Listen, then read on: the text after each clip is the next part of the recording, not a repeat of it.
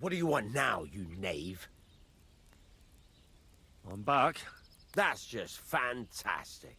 I should kill a fatted calf and open a keg of ale to celebrate his grace's return. I know. I messed up. Sorry. Save your apologies for someone who cares. You're lucky I ain't found nobody else. Let's get to it. Take some iron from the chest so you have something to work with. Ah, you fucking piece of shit.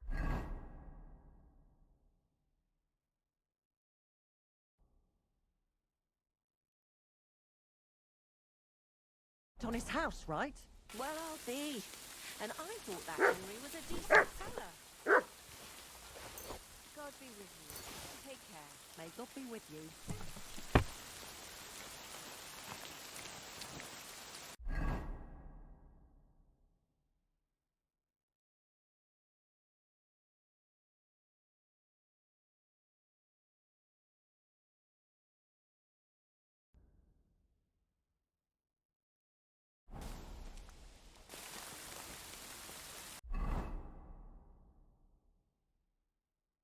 Furnace is cold now. Give it a practice try. Some things, like swords, are too long to fit in the fire. You have to heat it up bit by bit. Try poking it around for a bit.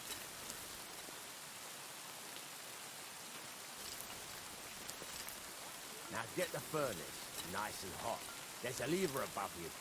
Give it a pull. It works the bellow.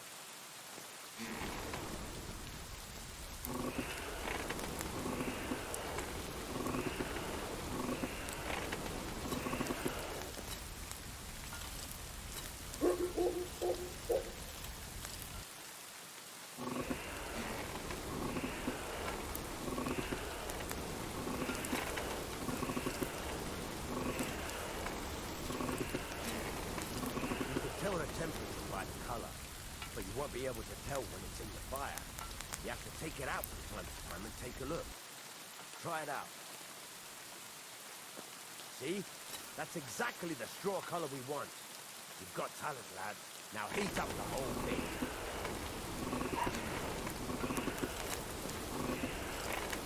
The whole thing is heated up now, so come over to the anvil. Try moving the sword along the anvil so you can get the hang of it.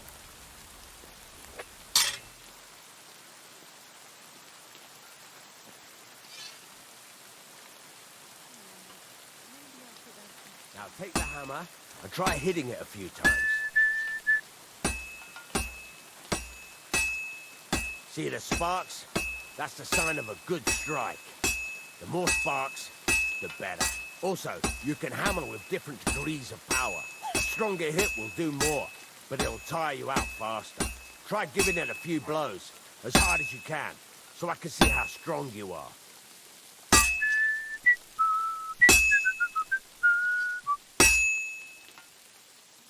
That's got a nice ring to it. Of course, if it was all about hitting an anvil with a hammer, any dolt could do it. You've got to hammer the workpiece evenly. One hit next to the other.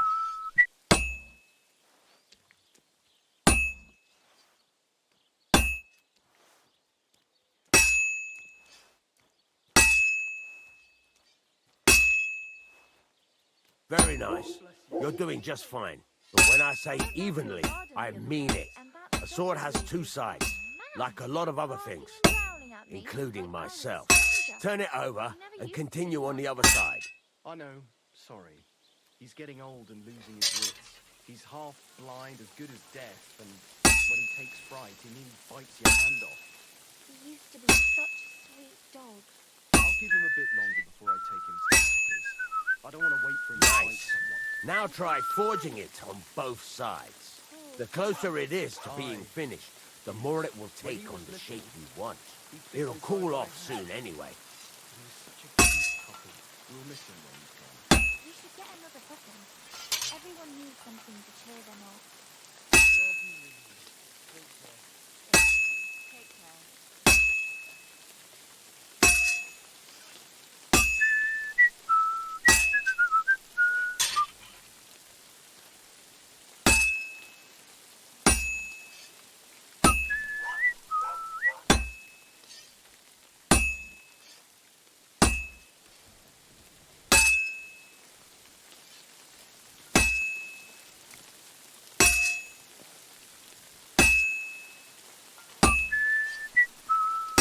cooled now.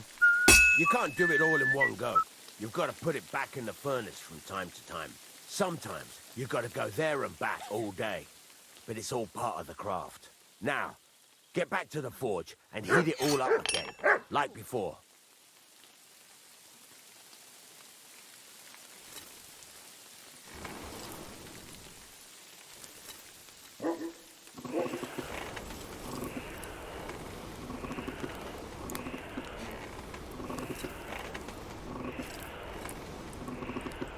The whole thing is heated up now, so come over to the anvil.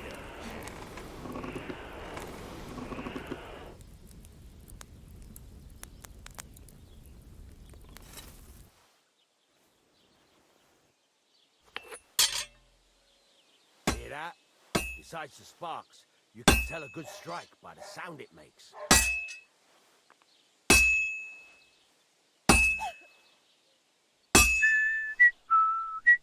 Sparks are flying nicely.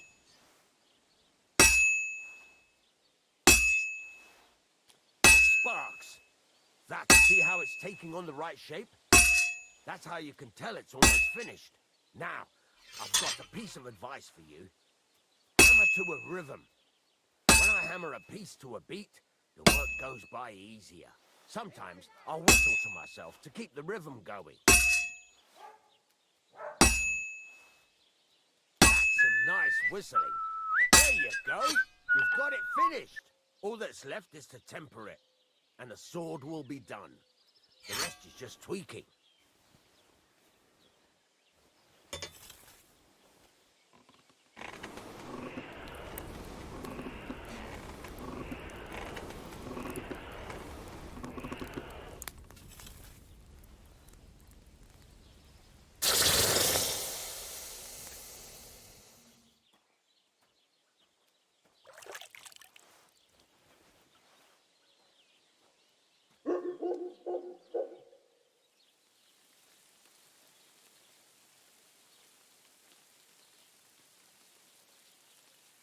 Right.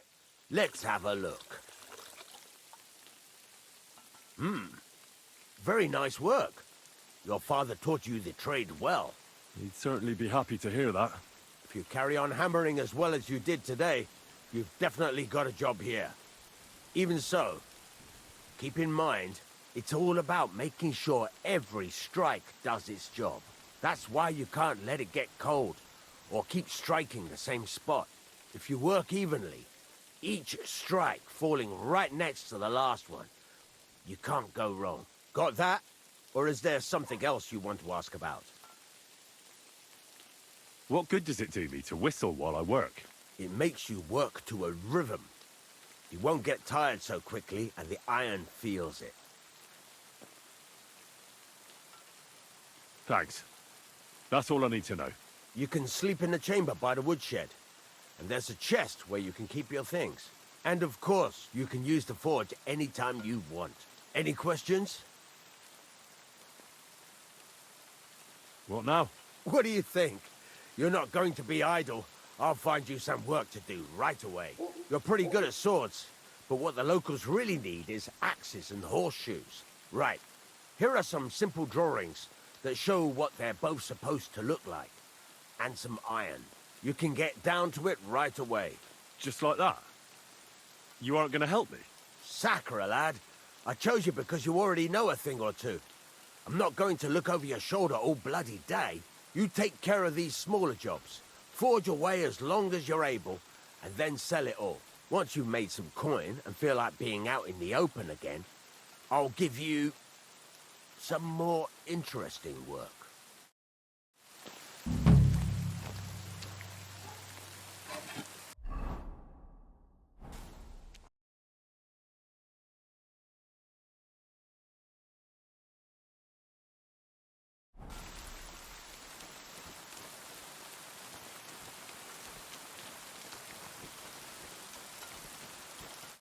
What do you want here, you scoundrel?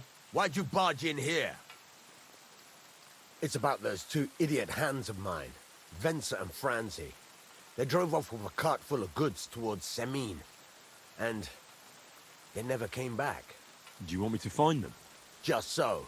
But more importantly, I want to know where my cart ended up. And especially the cargo. Go to Semine and find out what the bloody hell happened. Have you any idea which way they might have gone? I could have a look along the way. Maybe their cart broke down or something.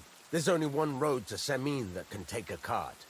It leads from Takov to Troskowitz, and then to the south. But I've got a bad feeling they got up to no good in Semine. Those two hands of yours, Venza and Franzi, what can you tell me about them? Can't tell you much. They're wandering laborers. I don't think they wanted to stay here with me for long. But these days, I can use all the help I can get. Were they suspicious in any way? No, they worked hard. They ain't no slackers. And I can't say that about everyone.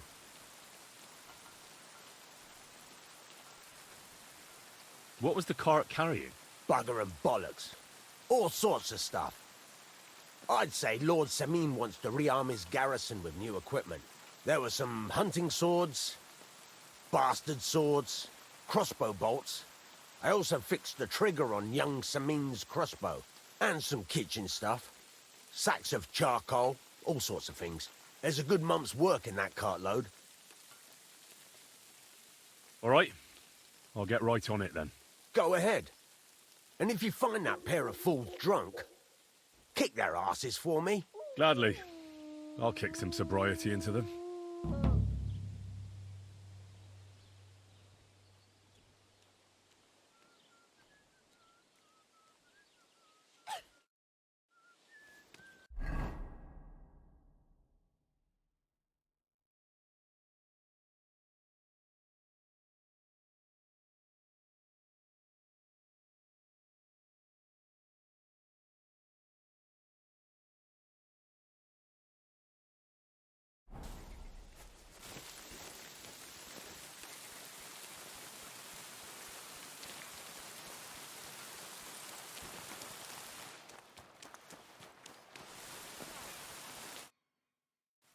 So I says to him, "No, father, I haven't been fornicating. I've just been loving my neighbour." Hey! You alright there, laddie? Oh, you should have seen him. He went as red as a cardinal's hat. Aye. Hey, servant, bring some wine. Me? I'm not a servant. Oh, I know. Old Semine is saving supplies for the wedding later. But you didn't need to bother your wee head about that. Look, I'm not from here. Oh. I didn't give a fuck what you frae. You speak our language, do you not? Well, Yarko, seems to me this fella doesn't know how to behave toward his betters. The old man's hired hands are lacking in manners. We'll soon fix that.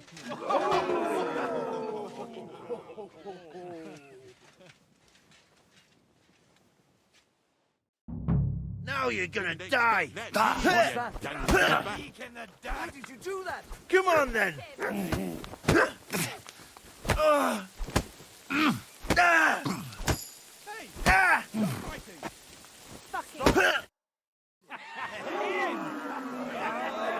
Come on! Oh, you wee What bastard! in the devil's name is fucking going on here? What do you think's going on, Grandad? I'm teaching your people here how we do things. Grandad? Why, Grandad? An old captain like you probably still remember the flood. True enough, Yurko. I am old. And I remember all sorts of things. Like you. When you were a little nipper running around here bare arse, with a ribbon in your hair, screaming out how you was Princess Sophie. Poor lad, hadn't a moment's peace from his big sisters. What about that line? Who in God's name are you? Henry. The Takoff Blacksmith sent me. Radovan. Blacksmith, eh? Then you'll have some explaining to do. Come along and never mind that fool Yurko. Young Semine's getting married, so we has to put up with his kin from Moravia. We'll be needing a dozen geese. And I must tell Vashek to get 3 pigs ready for slaughter. And the carters will have to be sent to Yechin to get at least a peck of poppy seed for cakes. And gingerbread spices. Oh, and wine, too. It's almost all gone, what we bought only last week. Enter! Sorry to intrude, sir. This is Henry, Blacksmith Radovan's hand. Oh, excellent. Dorothy, leave us now. Just make sure that there's plenty of everything so long as it doesn't cost too much. But, sir... Not another word! Leave us!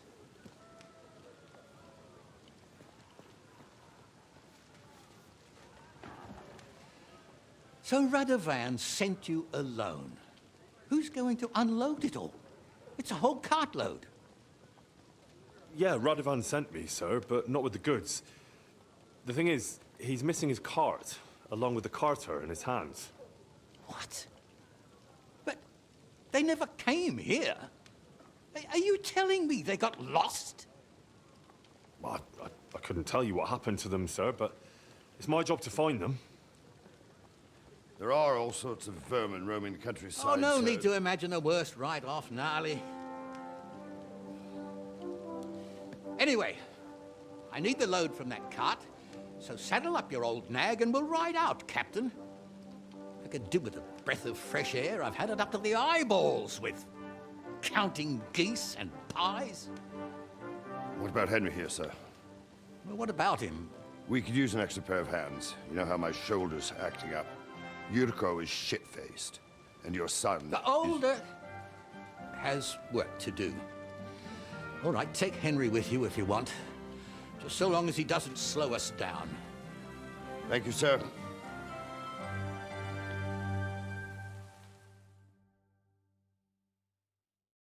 So, lad, you going with us? I hope you're happy about it.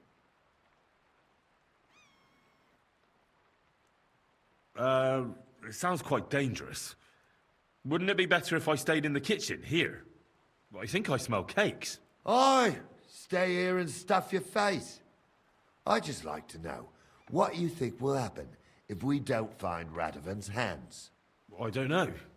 But even if I go with you, there's no guarantee we'll find them. Maybe not, but one thing you should know. Lord Semine ain't in the best humor, but he's a fair man who appreciates a bit of effort. All right, then. I'm glad we understand each other.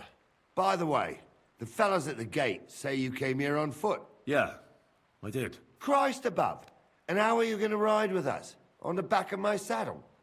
You're a bit big for that, ain't ya? And I'm a bit too old.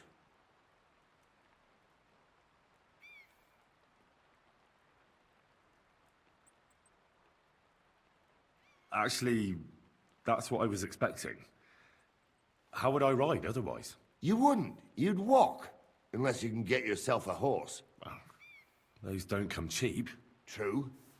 But your luck's in, lad. Our groom brought in a grey nag not long ago.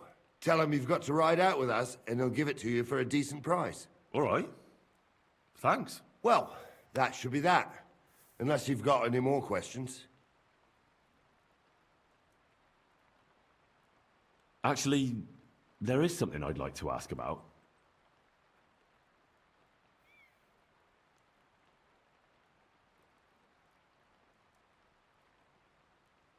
I'd like to go and see that wedding. Wouldn't we all, lad? And what would you do there?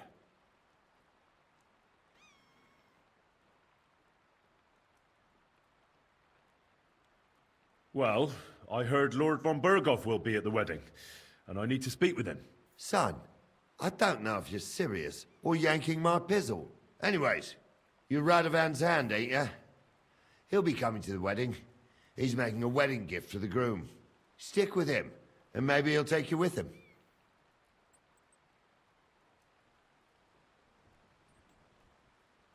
I'd like to go and see that wedding. Wouldn't we all, lad?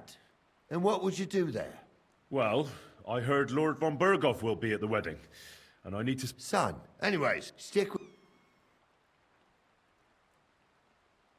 We should probably get going. That we should. But it's getting pretty late. We need daylight for a search like that. Come back in the morning and we'll set out. If you want, stay here. You'll get a bit of grub in the kitchen and you can sleep in the barn.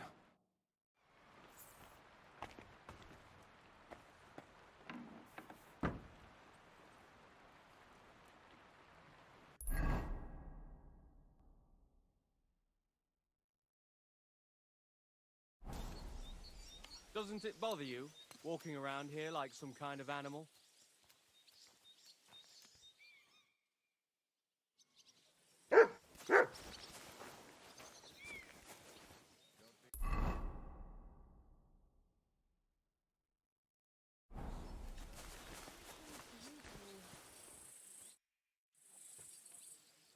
I'm ready to set out, sir. All right. Stay close to us and don't go wandering off. As you say, sir.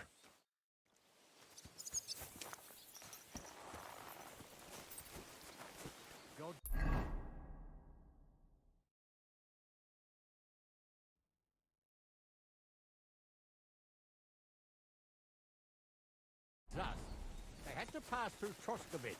Right, sir. You keep up with us, son. Troskowitz ain't far, but it seems there's fellas vanishing on the way. Very good, Captain.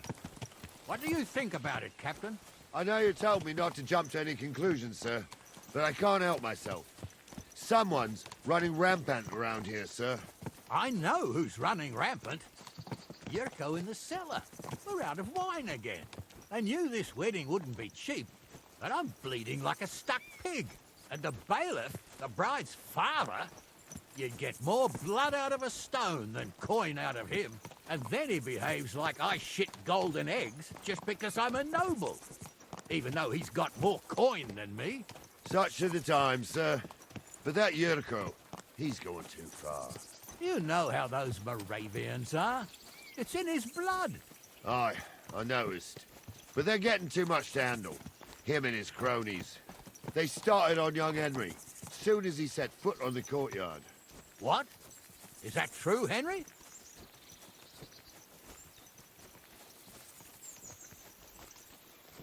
Cat got your tongue? I can understand that. So how did this little brawl of yours end up? Young Henry here gave Yurko a nice hammering.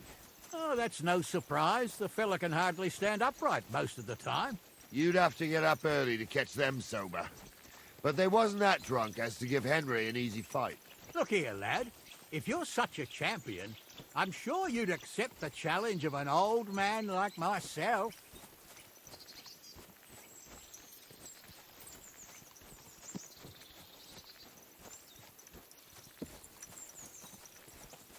Nothing to say.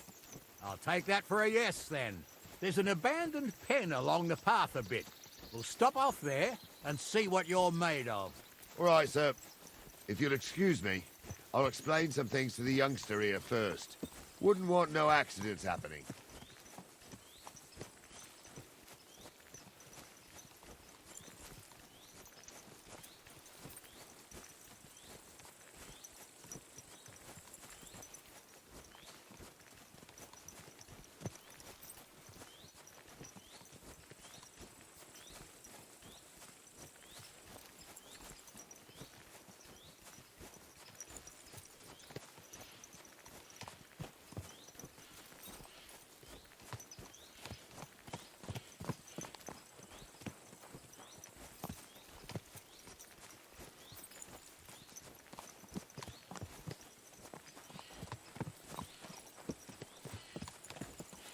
So, we're here.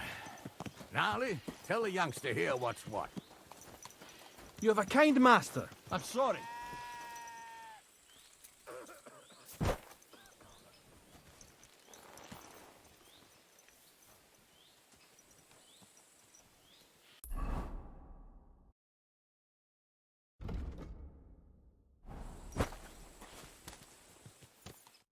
All right, son. You're going to fight Lord Semine. It'll be an honourable fight, so you better act accordingly. Hold on, Mo. I'll give you some gear for it. What weapon will you give me? What would you like?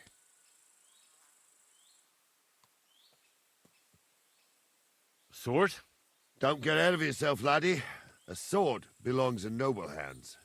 You can have my cudgel. It might be just a stick, but it's my stick, so careful with it. I also looked through the saddlebags and found an old jupon, and something that could pass for a helmet. You better take it, so you last at least a little while. Thank you, Captain. Save the thanks, and get your arse into the pen.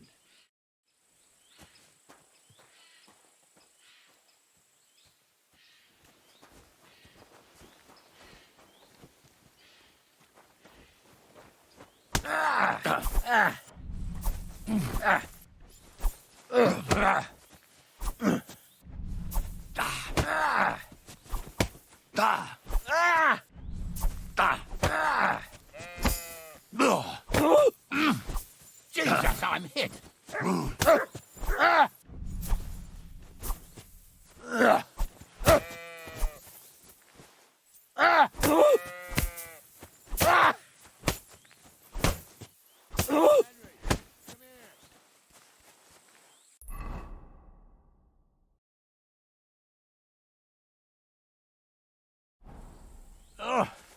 A bandage, quick. Whew. I hope. What do you say, son? I didn't even work up a sweat. Climb off your high horse, sonny. You might have won, but you ought to show a bit of respect. Oh, leave him be, Gnarly. He's young. He'll figure it out on his own in time. Anyways, you can keep that old junk, Henry. Even my cudgel. But take care of the old fella. He might be just a piece of wood, but he's saved my arse more than once. I will, Captain. And since you won, I've got something else for you as well. My shield. Isn't that a bit too much, Gnarly? Sir, my left shoulder's fucked anyway. I can't carry no shield. True enough. Thank you.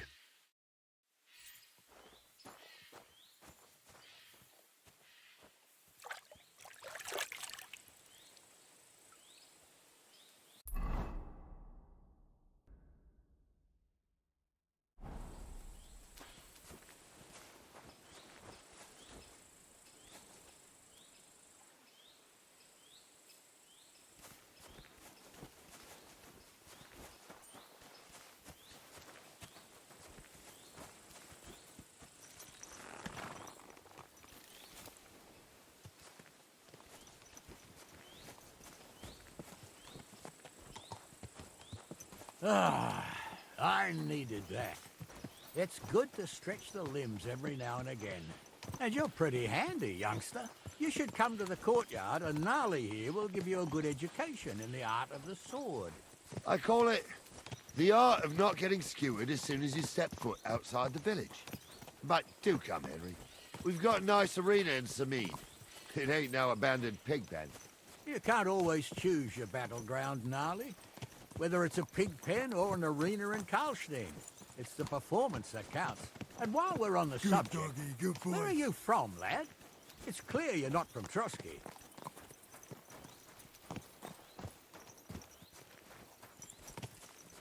A silent stranger. Well, well.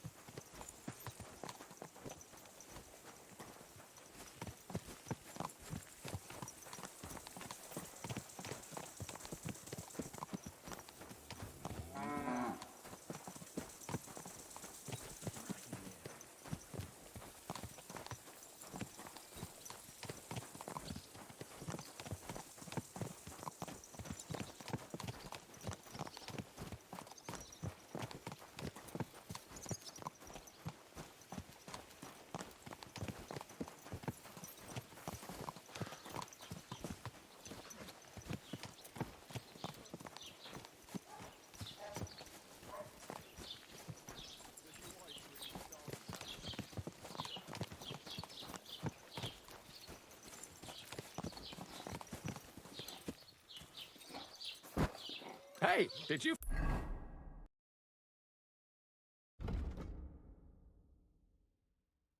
forget your clothes somewhere?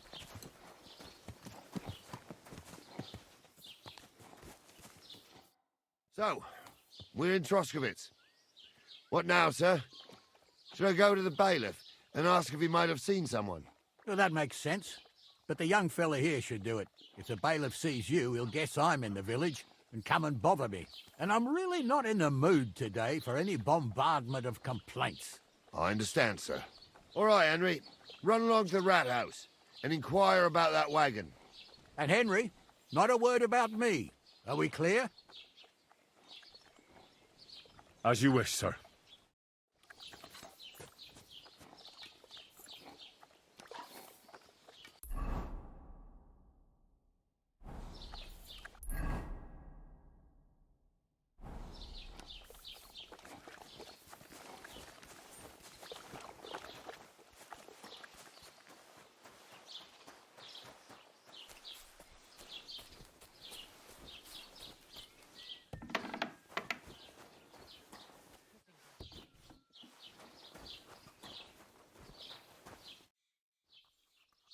Master Bailiff, can I ask you about something?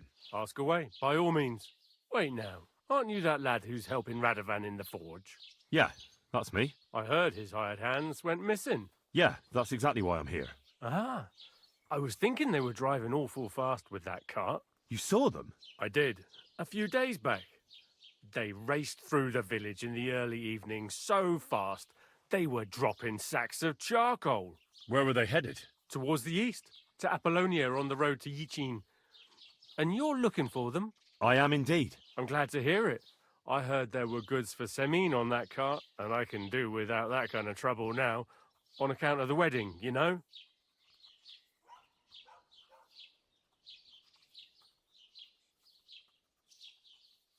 It seems you have a lot of concerns with that wedding, Master Bailiff. Of course I do. I'm the father of the bride, after all. Although not everyone sees eye to eye with me. Lord Semine would be happier if I paid all the bills and left all the decisions up to him. Who's invited, what there'll be to eat and drink, entertainment, everything. It's not like I have a burning desire to deal with it, but if I'm going to pay for it... I understand. But isn't it just that the groom's family is more concerned about these things? That's not it. I'll tell you what it is.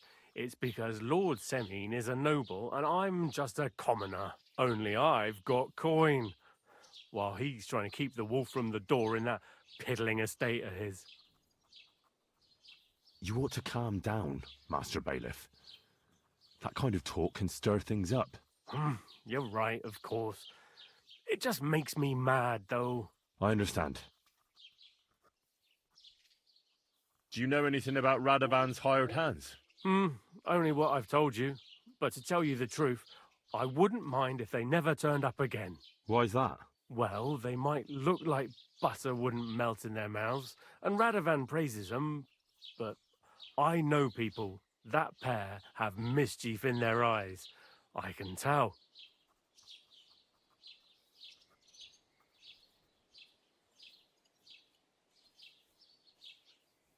Do you know anything about Radovan's hired hands?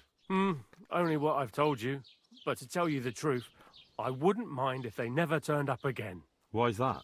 Well, they might look like butter wouldn't melt in their mouths, and Radovan praises them, but I know people. That pair have mischief in their eyes. I can tell.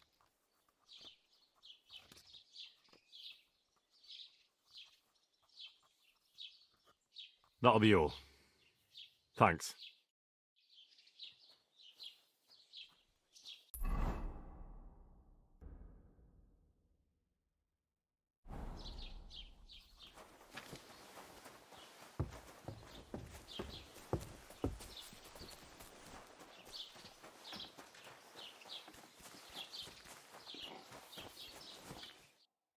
Well then, young man, how did it go? They were spotted here, sir. Going to the east, towards Apollonia. So to Yichin? The bastards! And what about my goods? Oh, they were driving so fast, it was falling off the cart. The thieving scum. Let's hurry. To Yichin. Sir, I can send a message to the Yichin captain of the guard. Oh, it'll take too long. We'll go and get them ourselves. Won't you be missing preparations for the wedding at home, sir? I will. Praise the Lord Jesus Christ. If I have to choose between riding to Yichin and listening to Dorothy's hymn... Henry, watch where you're going.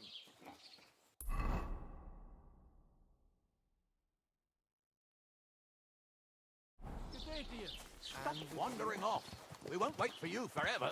Won't you be missing preparations for the wedding at home, sir? I will. Praise the Lord Jesus Christ. If I have to choose between riding to Yichin and listening to Dorothy's endless fussing, I'll take Yichin any time. Besides, there's a nice inn along the way, the Three Cats. We can spend the night there. I remember that place, but I'm not sure, sir, if they'll let the two of us set foot inside the door. Oh, Gnarly, that was 15 summers ago. God knows if the place is even still standing. True. Still, we'd better keep our eyes peeled. They might not have gone to Yichin. They could have turned off somewhere. Or something could have happened. They might have been ambushed, maybe. Will you give over with that? I'll bet my braves they weren't ambushed. More likely we'll find them boozing at the Three Cats. That'd surely be the best outcome, if that old dive is still standing. Let's go, then.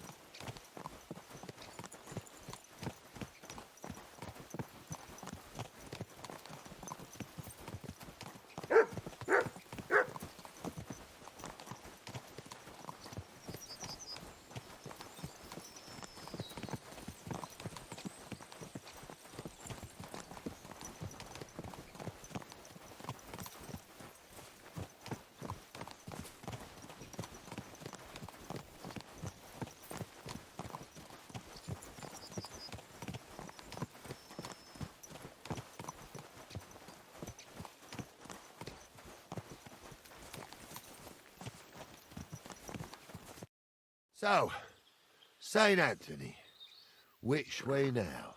While you're praying to the patron saint of lost things, go and have a look along the road, Gnarly. And you, Henry, have a look to the left. All right, sir.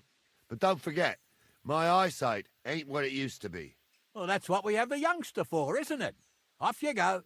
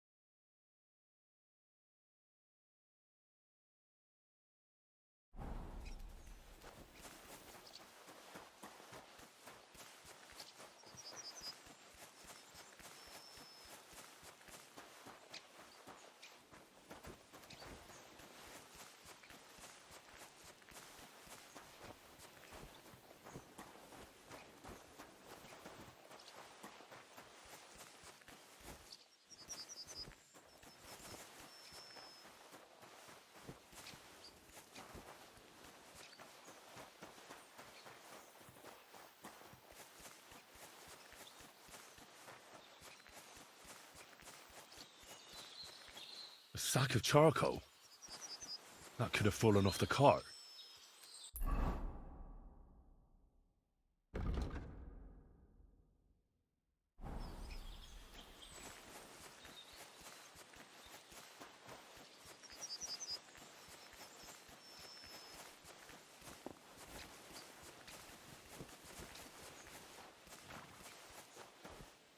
You found anything, lad? There's a sack of charcoal lying in the ditch to the left of the road. The bailiff said they were driving like the devil, so maybe it fell from the cart. Oh, that makes sense. To the left it is, then. Gnarly! Back here!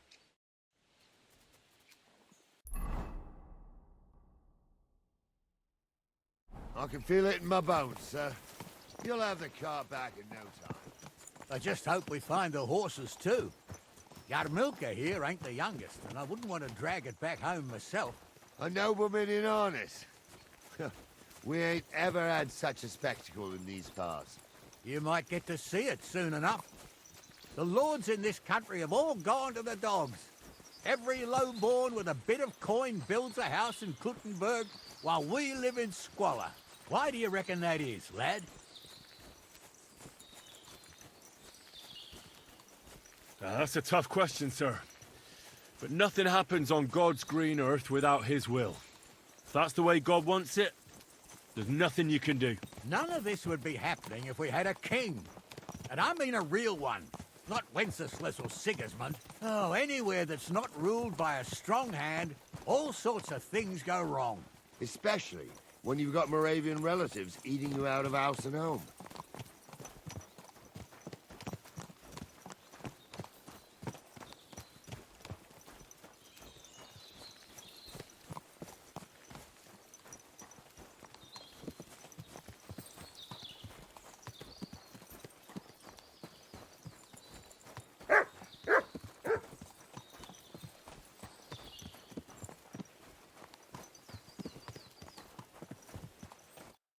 Oh, hold up.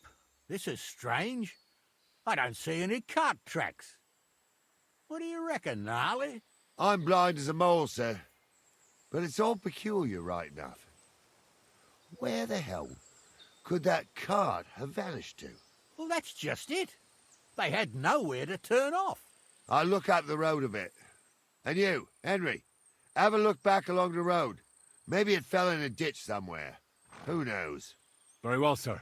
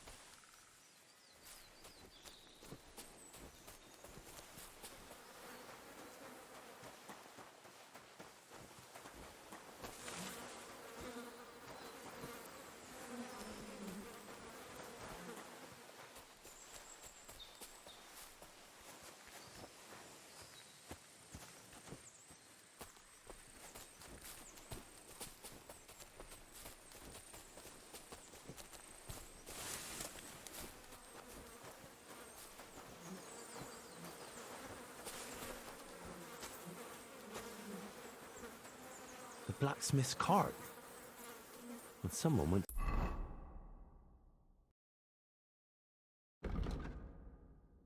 to a hell of a lot of trouble to hide it from the road. Hey! I found the blacksmith's cart! Come here!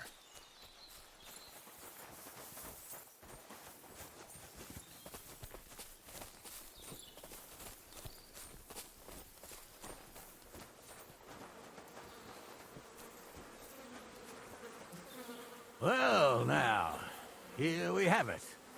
The blacksmith's cart. And someone went to a lot of trouble to hide it from the road. Of course, the goods are gone. The bastards hauled it off to the rocks. That's clear. Well, we can't let them get away with it. We'll carry on, but on foot. My old young milker would only break a leg there. And keep a sharp lookout. Something stinks here.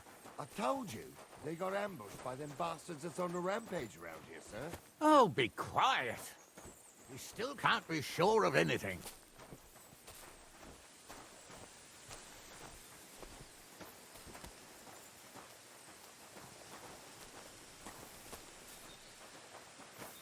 Ah, Apollonia. I spent a lot of time running around here with the young. Oh, not me. This place always gave me the shivers. God's truth, I ain't got only good memories of it. One time, got my legs stuck in a crevice a bit further on. Trapped there all night I was, shitting myself with fear. It wasn't till morning that the folk from the fortress found me. The whole of Semine was out looking for me. See, at least you came here as a kid. It still gives me the creeps here. Why's that, sir? It's just some rocks, ain't it? You'd sing a different tune if you'd had the rope-maker's wife as a nanny when you were little. Now, she had some tales about this place. Headless horsemen, goblins, and white ladies. Every night, we'd gather by the hearth. The old woman would sit at her spinning wheel telling stories. I'll tell you, Captain, there isn't much I'm afraid of. But when that blind old crone was croaking her tales of devils and holes to hell, with the fire crackling and the wind whistling outside the windows and the whirring of the spinning wheel, oh. It's true about them devils, sir. Shh. Wait a moment. Do you hear that? I do. There's somebody there, sure enough. Let's get closer.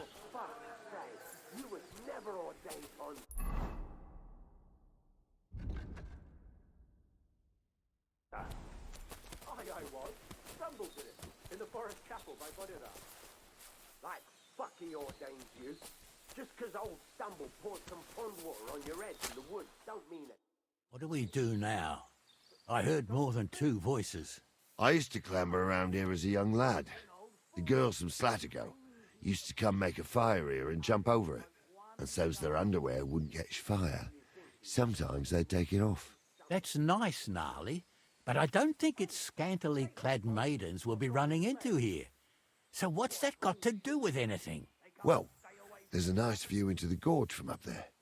We only have to go back a bit, and we can get up there nicely. Right. Henry, what are you waiting for? This is just the kind of thing we took you along for. Sure, sir. With a bit of luck, there might be some girls there, too. I could do without girls with voices like that. Now get going. You don't.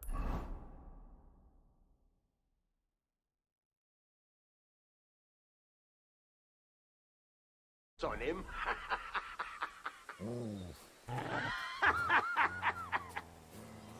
You don't say. You really saw that? I'm not kidding. Honza, tell him I'm not having him on. You saw it too. Those definitely aren't the blacksmith's hands. I saw it with my own two eyes. She had one different than the other. All right. But that ain't... So how's it look, Sonny? How many? I saw 3. And they don't look like Radovan's hands. And what about my goods? I didn't see them. It looked more like a patrol. I reckon there might be more of them hereabouts. Seems we can't avoid a fight. I hope you're ready, Henry. Sure am, sir. I wouldn't worry about Henry, sir. He showed us mettle and training. So, how are we gonna do it? Do you just want to charge them, sir? What else do you suggest? She might be hexed, or maybe a witch. You see, hexes... Someone could go back up top and try to take one of them down with an arrow before we charge them. There's a good view of the camp from up there. Good idea. Borrow my crossbow. My shoulder's giving me jip anyway. All right, sir. Climb up top, and as soon as you shoot the first time, we'll charge them. And make sure you don't hit one of us. Right you are, Captain. For amusement, not listen to your...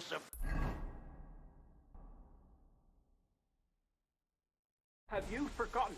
I was ordained to... ignoramus. For fuck's sake, you was never ordained, Honza. Aye, I was. Stumble did it. In the forest chapel by Vostatek. Like fuck he ordained you. Just 'cause old Stumble poured some pond water on your head. You're mine!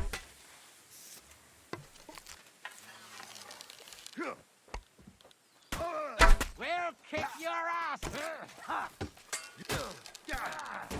Jump for with him!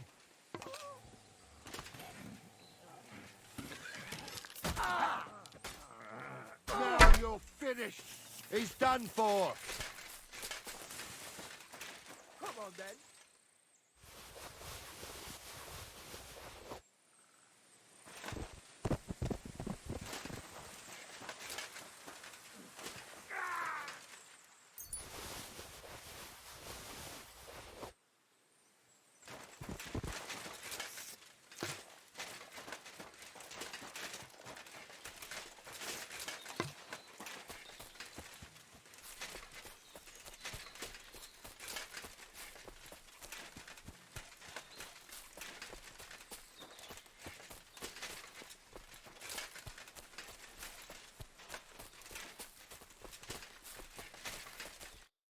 Oh, this day took it out of me, and no mistake.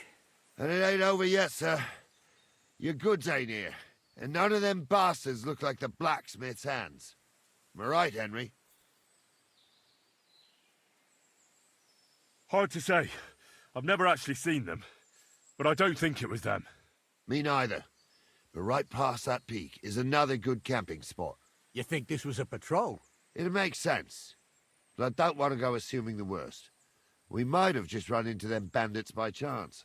Yeah, well, you were right, as always. Let's go, then. Are you ready, Henry? I am. Let's go. Hold on, lad. Give me back my crossbow. You weren't thinking of keeping it, were you?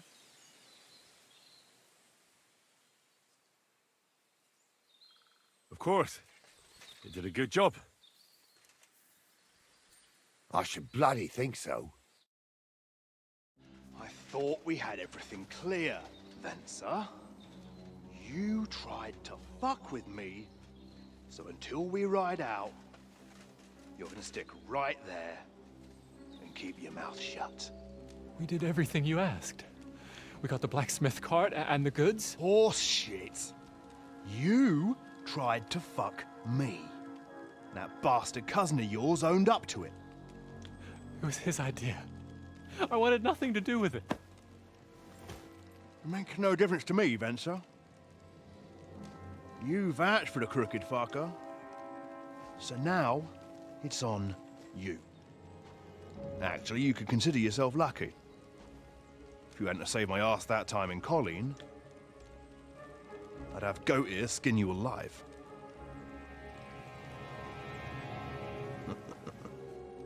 Bastards. You can't trust anyone in these parts. Get ready, Gnarly. We are going to parley. Like that time with the Johnny, sir? Yes, exactly. Only there was more of us that time, and less of them. Oh, don't worry, there won't be a problem. They're just common thieves. Besides, I'll take young Henry with me. What, me? And if they're still feeling brave, you get to try out that new plaything of yours.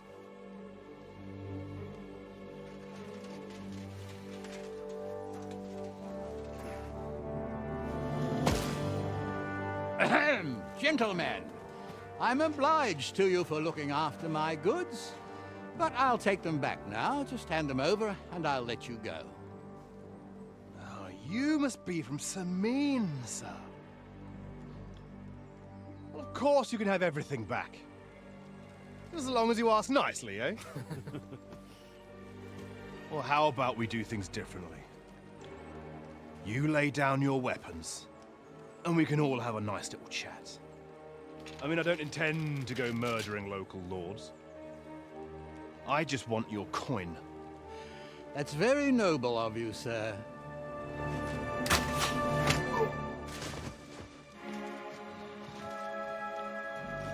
What are you gaping at? At them!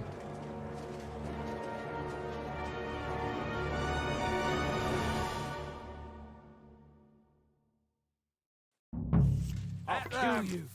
Hammer them, men! Fuck you.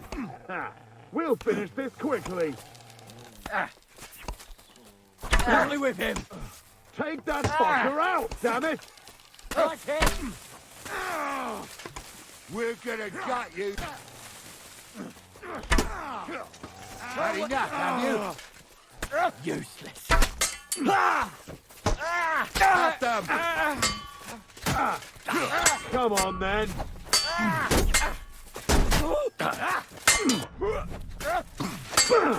Hey, get him! Come on, then.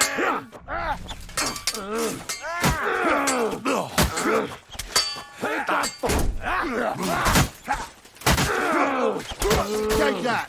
I'll rip your arse open! They got what they deserved, the fuckers! Henry! Hey, Henry! Are you listening? Come here! What now? One of them bastards fled into the rocks. Chase him down and bring him back. Be quiet. We'll decide what to do with you later.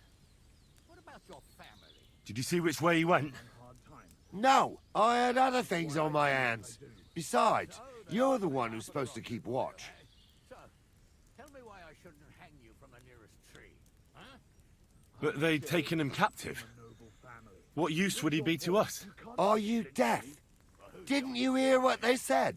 They took him captive because he wanted to drive off with the load.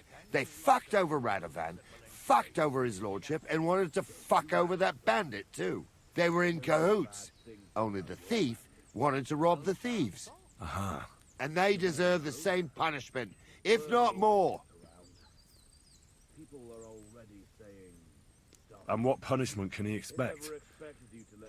Maybe he'd surrender to me if I could promise him something. Now listen up, Henry. We don't promise nothing to no scum. Never. He'll most likely get the rope. And if you promise him anything else, you'll be lying. Don't forget, a man's word of honor is what separates a noble from a robber. I'll go and track him then. Great. Hurry. No, it's not. At least there's something.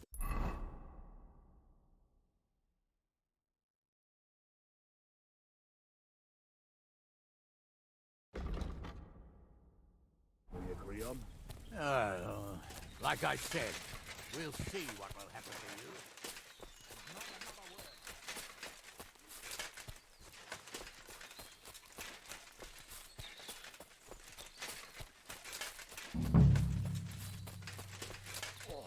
We won't get far. Mind where you're going.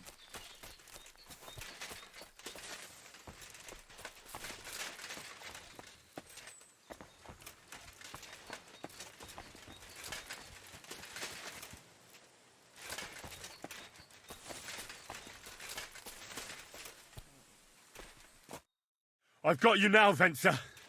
You've nowhere to run to. Yield. Well, why the fuck would I?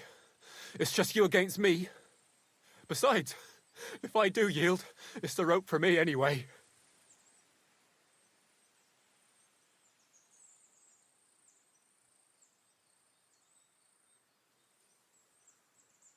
One-on-one, yeah. But it must be clear to you that you're no match for me. Even if the noose is waiting for you, it's still a more pleasant death than getting your head smashed in with a rock. And believe me, I'll do it if there's no other way. Fuck! All right, I'll come with you. But you'll put a word in for me. I might. As long as you don't try anything. Promise me. I won't promise you anything. Now, come on. I've got a prisoner for you, sir. Excellent. It all worked out quite well in the end.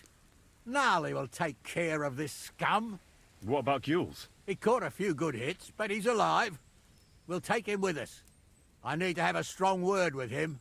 You did a good job, youngster. You've got heart. And so you don't say I had you clambering over these rocks for nothing. Here's something for you. Thank you, sir. Don't thank me, you deserved it. And now, let's get that accursed cart back to Semine. Want a ride?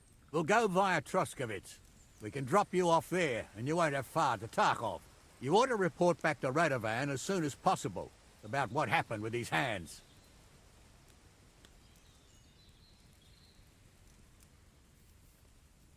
A ride would be great. My legs are sore. Wait until you're my age. Well, let's get going.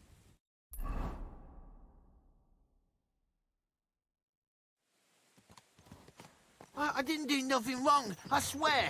It's all Vence's fault. It was him who said we'll sell the cart to Gills. It weren't like that at all. We shook on it. But on the way, you had the idea we'd keep it. What? That ain't true. Leave it out, you two. One way or another, you wanted to fuck me over. Doesn't matter whose idea it was.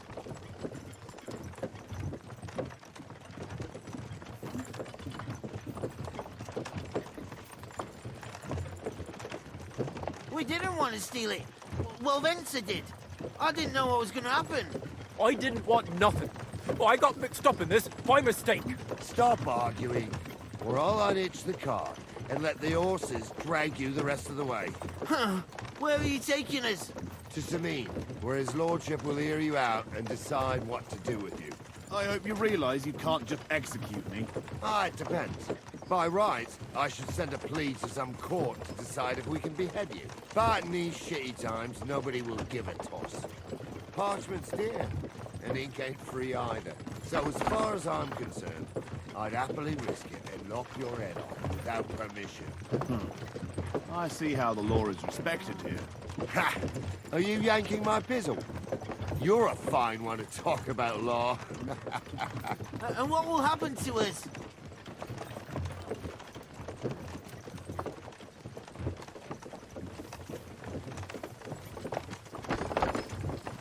If Lord Semine's in a good mood, he'll try to find out whose idea it was. It definitely wasn't mine. You're such a rat, Frenzy. On the other hand, when I hear you lot going on and on, I reckon he might not give a damn. I'm innocent. I swear on my soul.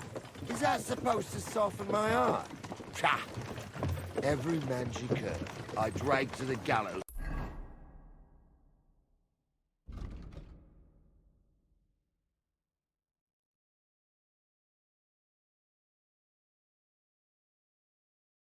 Swore on his mother. Nobody with any decency would risk his mother's immortal soul, even if he was as pure as the driven snow. But this bastard doesn't think twice about his soul. You should be ashamed of yourself. The captain's right. Only the lowest of the low swears on his...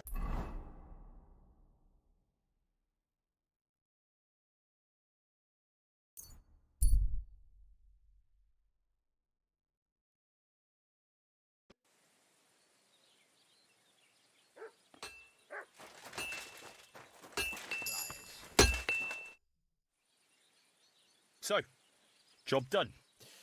The cart was found and driven to Lord Semine's courtyard. Whew. That's a relief. And what happened to that pair of idiots? It turned out they tried to rob you. Oh. They did they? Aye. They plotted with some robber baron called Gules and brought the cart to him. The bastards. I should have realised they were a bit too keen on work. And how did you get the cart back? Well, I went to Semine, and they were wondering there too where the wagon got to. So we rode out to look for it. Me, Lord Semine, and his captain, Gnarly. Well, God's nails. And the three of you tracked them down? The whole band? That's right. They were hiding in Apollonia, along with the cart and the goods. Indeed. Where else? The bastards. And what about my hands? I'm not sure. Lord Semine took them and Gules to his courtyard. We'll see how he deals with them. I'd know what to do with them. Don't worry. I don't think Lord Semine will let them off lightly. Anyway, the main thing is the cart turned up.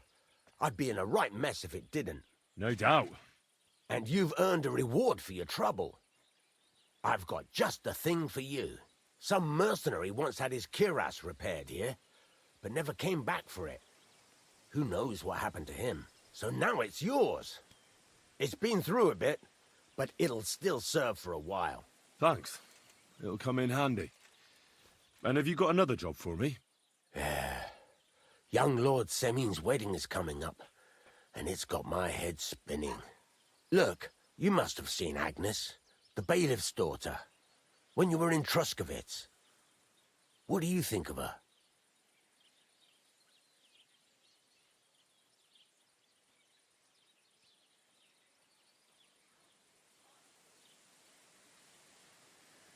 Well, young Semine is marrying her, isn't he? Why would I have my eye on her? Don't pretend. A statue of a saint would have his eye on her. Looks ain't everything, though. She's got such a sharp tongue on her. I almost feel sorry for young Semine. And how about you, lad? Have you got some lass waiting in Sasau? Yeah. And I hope she'll wait. Her name's Teresa. Her uncle owns a mill on the river in Ratai. A girl from the mill? You want to watch out for them types. You might get caught up in devilry, lad. A wedding's a serious business. You're not just getting a bride, but a whole family. So you have to show them you're a man who's worth it. All the more so when you're noble-born. Old Semine wants a special sword forged for his son's wedding present. Excellent. So what are we waiting for? Should we get to work? Hold your horses. It can't be any old steel. This has to be a first-class job. A blade of first-class steel? That's right. And that's just the problem. Ah, I see. We don't have any welded steel for that kind of sword, do we? God's nails. You really know your stuff, youngster. And you're right. We don't have the steel for a strong sword that won't break.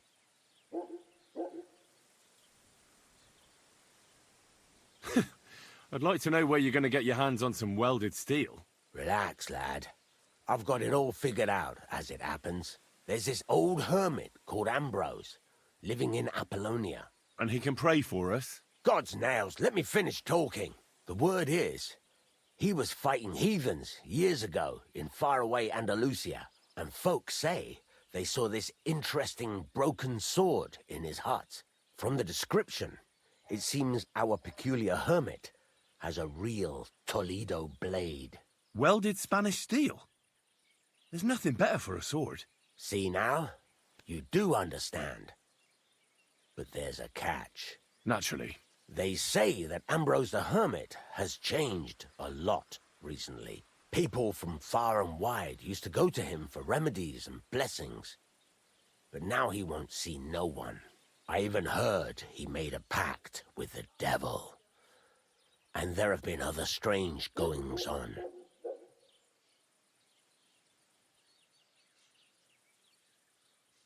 What strange goings-on? I heard something in the tavern about some apparition, but that's all I know. Right. I'll try to find out more about the Hermit's sword. But in return, you'll get me invited to Semine's wedding. If it means so much to you, why not? Come and see Betty from the Troskowitz tavern. She knows all the gossip. She'll definitely tell you more about the Hermit. But Henry, if there's any truth in that pact with the devil, don't get caught up in it. The best sword in the world isn't worth eternal damnation.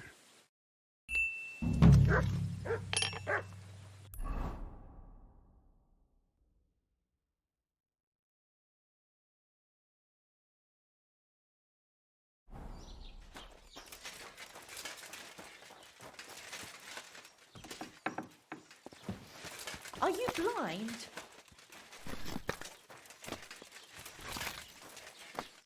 The Lord be with you. What do you need? I need some advice. You want some advice? Here's some for free. I catch you fighting here again, and I'll spank your bare ass like a brat. Down to business.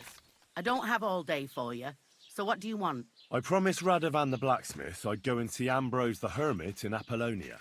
My God, lad, stay away from them rocks. Ambrose the Hermit sold his soul to the devil and won't talk to nobody no more. Yeah, I heard that as well. But it seems a bit far-fetched. So why would an evil spirit suddenly start appearing near Apollonia? It's the devil's work, believe you me. And has anyone sent to the castle for the priest? Not at all. Bailiff Thrush is keeping it quiet so far. 4 strangers came here yesterday. They sat in the corner there, but once they heard about the apparition, they started to take a big interest. What strangers? They looked like monks, only they had daggers concealed under their robes. I saw them clearly. I'm telling you, there's something fishy going on around Ambrose. But I have to speak to him. Didn't you hear what I said? He doesn't speak to nobody. He hides away in his hut and sends everyone away. I'd think long and hard before doing anything if I was you, because this reeks of hell. There's something else I need to know about this hermit. Ask then if you must.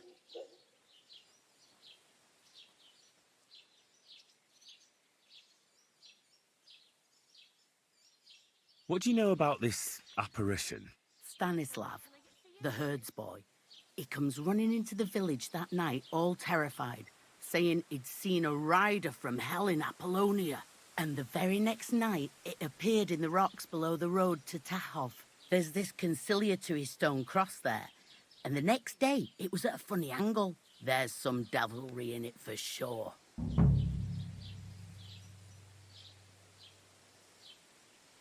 And it was the herds boy who saw it by the cross, or someone else? The apothecary's wife, Gerda. Ask her yourself. She's not been herself ever since, poor woman. Where can I find the herds boy?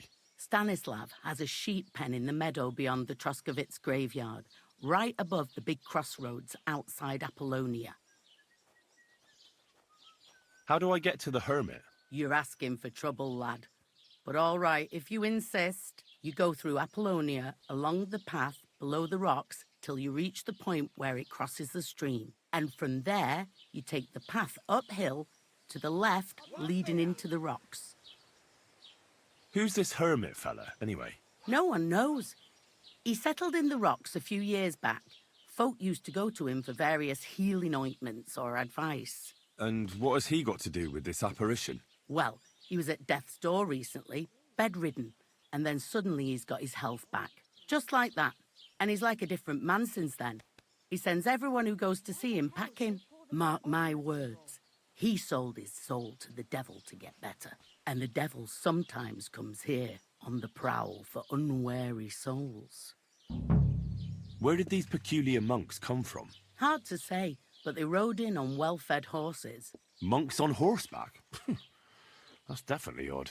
Well, Bashka the butcher says they came from the bishop about that diabolical apparition. In short, the Inquisition. Show me your wares.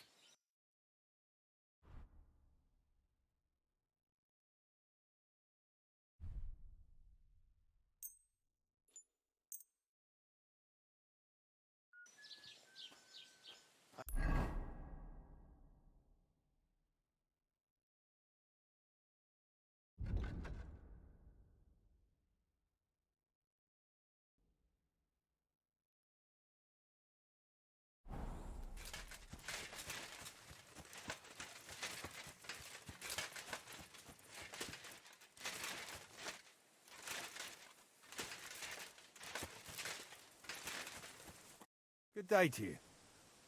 I hear you saw some diabolical apparition. Is that true? Was it the bailiff who sent you?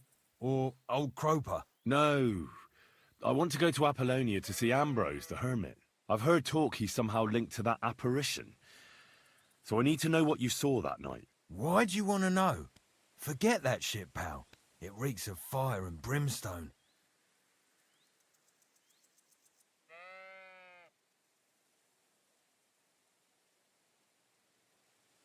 Look, mate, I'll gladly give you a few groschen, but spit it out now.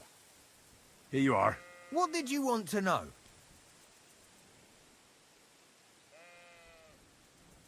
What exactly did you see that night at the crossroads?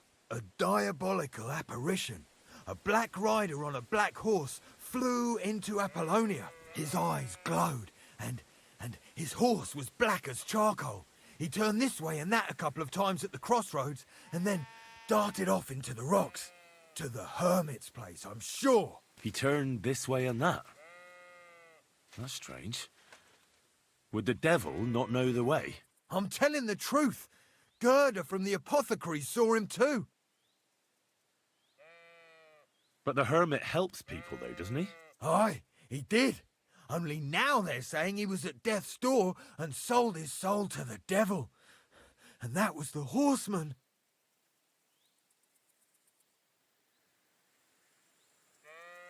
Why? Why would the old man have sold his soul to the devil and then kept living as a pauper in his hut? Who knows what's going on in them rocks? Some devilish trickery for sure. See you soon, my friend.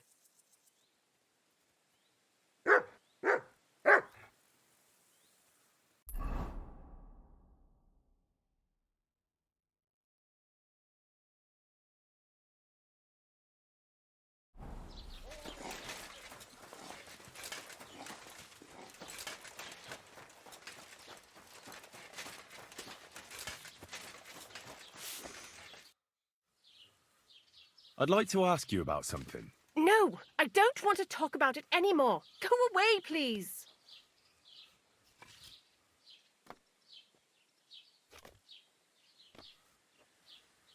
How about a couple of groschen for a couple of questions? What was it you wanted to know? Relax, Gerda. Have a think, and then tell me what happened with the apparition. It was the day before yesterday. I was picking marshmallow roots above the rocks. It grows by the cross there, near the big dry tree not far from the road to Tachov. I didn't get home till after dark when I suddenly realized I didn't have my knife. So you went back to the cross? God have mercy. He hopped up right out of the ground in front of me. He was all in black and he was grinding his teeth. I started to scream. There was something glinting in the dark and this clanking sound, and I just turned and scarpered. That's all? At one point I turned around and I saw a dark shadow darting across the field. Proper flying along it was, like the devil, and heading straight to Apollonia. What's this place where you saw the apparition? It's a conciliatory cross, erected in the memory of some innocent's death. They say some years ago, a young fellow killed himself on account of an unhappy love affair. He jumped from a cliff. And the day after you saw the apparition, the cross was at an angle? Aye, all askew. Everyone here saw it. I didn't go back. I can't. Don't worry, Gerda. Nobody's going to make fun of you anymore. I'll find out what it was all about and what you really saw there. What do you think happened? If the devil's at large here, someone summoned him and should be punished for it. But you needn't fear. Everything will get cleared up soon. Thank you. By all the saints, thank you. But please, come and tell me how it turned out. I'll make it worth your while.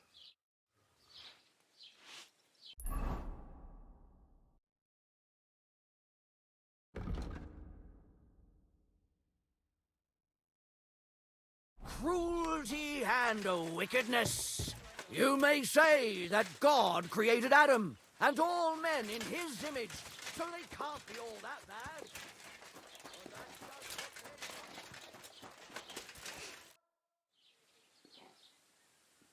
What happened to Ambrose the Hermit? He's at death's door with some ailment, and there's a peculiar talk about him. They say he made a pact with hell. I hear Ambrose the Hermit has some old sword. A few folks saw it at his place some years ago, but then it disappeared. Maybe he sold it, or chucked it out. I heard a shepherd saw an apparition in the rocks. It's not wise to go there.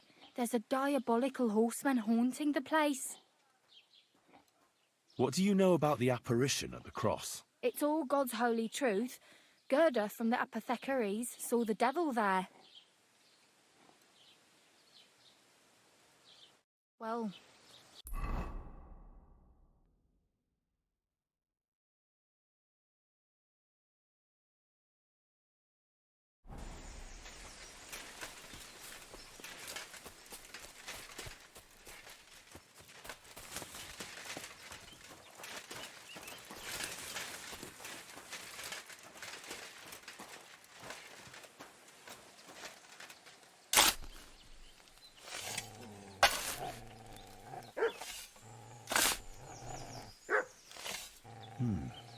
Fresh soil.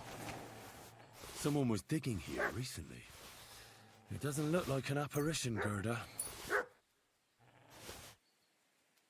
I didn't take either the coin or the books.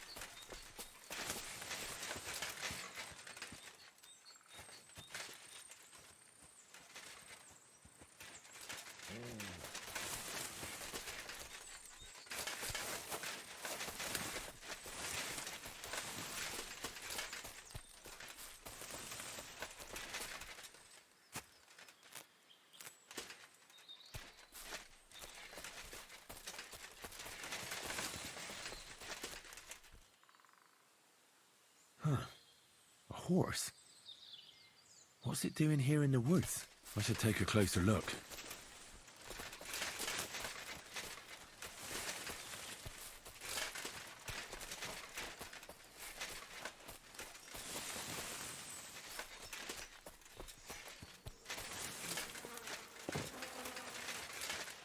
A beautiful horse. Black as charcoal. The herd boy wasn't lying. And you don't smell of brimstone. You're just an ordinary horse. Someone...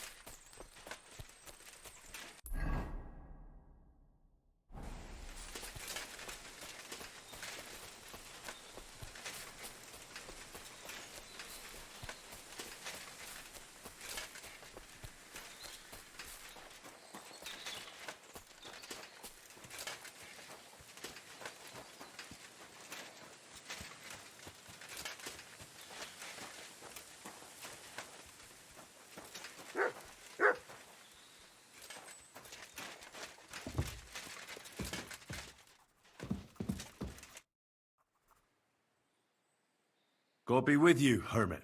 I don't have time for you. Go away. Folk in the village are saying you've made a miraculous recovery. And since then, you won't let anyone near you. What happened? Nothing happened. I just can't stand all these people coming here and disturbing me. Can't I have a moment's peace? I came about that sword of yours. I'd like to buy it from you. I'll keep my sword, thanks very much. It's a fine piece. Right. Long since broken and unused. I wouldn't hum and haw too long if I were you. Radovan the blacksmith will give you a good price for it. Oh, right. You mean that sword? I don't have it anymore.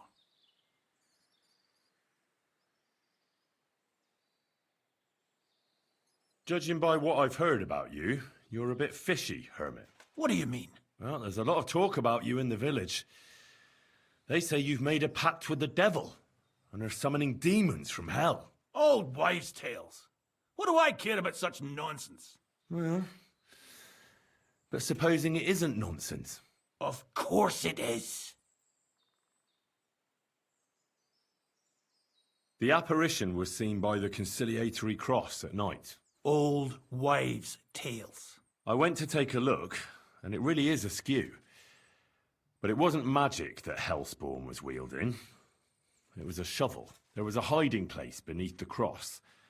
And the man digging there at night didn't have time to put the cross back in the right position. By all the saints!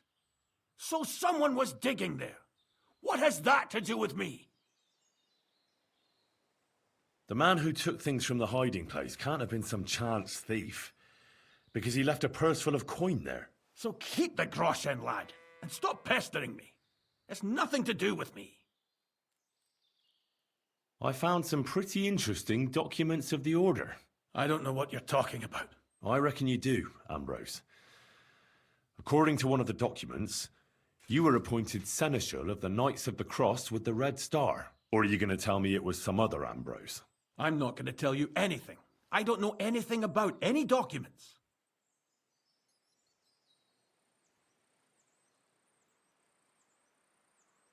That's enough. I think there are enough fishy things going on around you for me to tell the bailiff. But you're in luck. All I'm after is that broken sword. So, come clean. You're wide of the mark. But in the end, maybe you could help me. What do you want help with, Ambrose? I'm not Ambrose. He died some time ago. I am Conrad, Knight of the Cross with the Red Star. What are you doing in the Hermit's hut, then? In Prague, I got into a serious dispute. Ambrose was the only person who could help me. That's why I came to see him. I'm guessing that the diabolical horseman scaring people round these parts was you.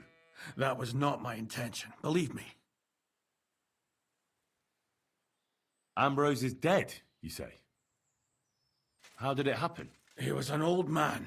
Unfortunately, he was already at death's door when I found him. And you had nothing to do with his death? Of course not. Ambrose was my friend. I'd known him for 20 years. He was a good member of the Order, and an outstanding teacher.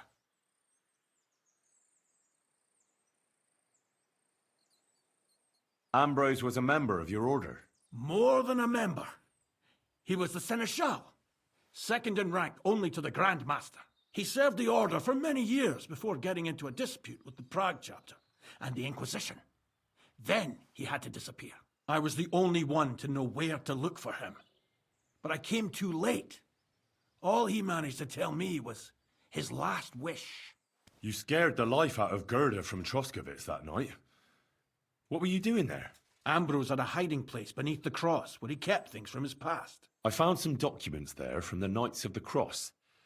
But Ambrose clearly wasn't interested in them. So what did he send you to get? He sensed that death was coming for him. He wanted me to help settle his affairs. And he also longed to hold his old sword in his hands one last time. I went to his hiding place that very night. But by the time I got back, Ambrose was dead. I put the blade on his grave, in place of a cross. So the sword is on Ambrose's grave. Will you tell me where I can find it? You want to disturb his rest? I just want the sword, that's all. It's no use to him now. All right. I'll tell you where his grave is, if you fulfill Ambrose's last wish instead of me. I can't do it.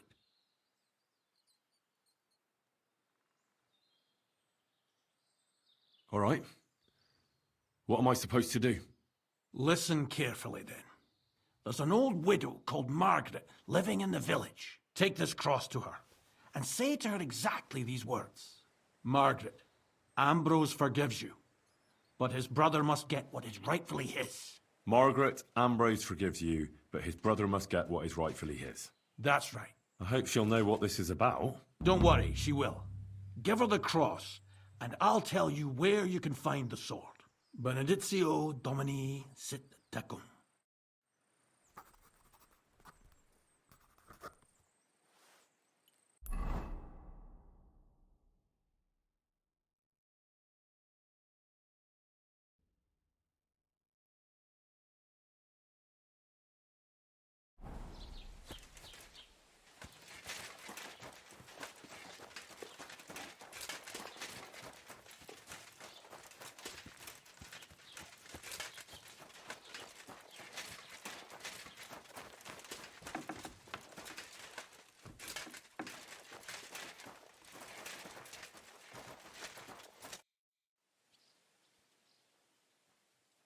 This might seem strange, but I'm supposed to give you this.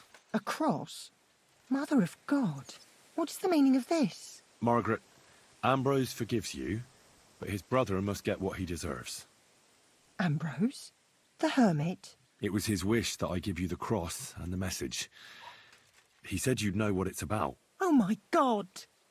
By all that's holy, it couldn't possibly be him. All those years, I'd lost hope. I never forgave myself. I committed a mortal sin. Well, I don't know what you did. But this is supposed to be your absolution. No, there's no absolution.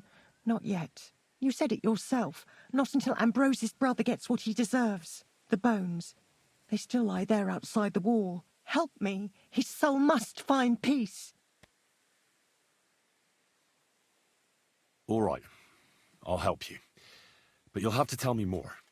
Thank you, lad, thank you. But not here. We must go to the graveyard. That's where my curse lies. Let's go then. There's no time to waste. Here it is. What does the graveyard have to do with absolution? Hold on. Not so fast. I'll tell you everything. First, tell me, are you afraid of the dead?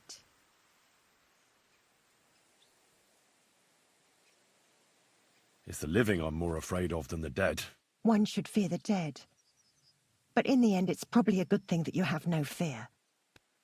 You see, one poor soul is waiting for redemption. For years and years.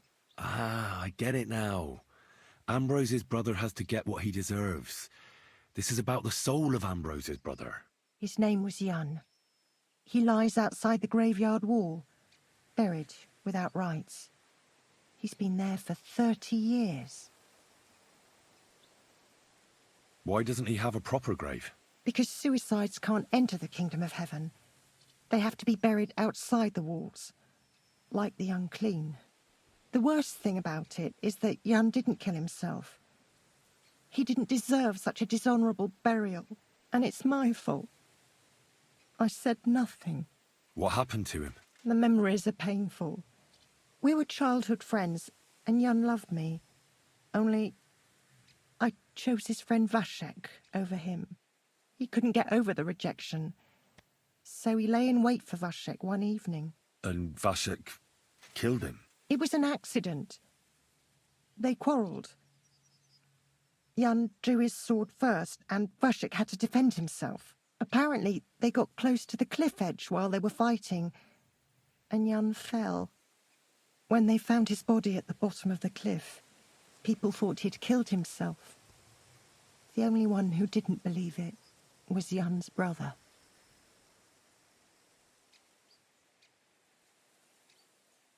Did you see it? Were you there? No, but I believed my Vostatek. He would never have lied to me. It pained him till the day he died, and he lived in fear of Jan's brother creeping up behind him one day and taking his revenge. In the end, that fear ate him up from inside. Why didn't Ambrose avenge his brother Jan's death? He must have realised that you two were involved in it. He went away to Prague and joined an order of knights. He didn't want revenge, most likely. He let us live in peace. But then he came back and became a hermit in Apollonia. It never occurred to you that it was him? No. His name was Adam before, but he changed it to Ambrose. Besides, he got old, and I don't go to the cliffs much. Ah, the conciliatory cross where they saw the apparition. That's to commemorate Jan. His brother Ambrose had it built there. And those diabolical apparitions. It's my fault for saying nothing. God is punishing me for my sins. Nonsense. God wouldn't use a diabolical apparition to scare you, would he? And what's more, Ambrose forgave you, didn't he? Only on the condition that Jan's bones will be laid to rest in consecrated ground. Help me lay him to rest in a proper grave, please. But without telling the priest and gravedigger. Isn't that sacrilege? That's the only way we can put right a terrible mistake. Jan didn't kill himself.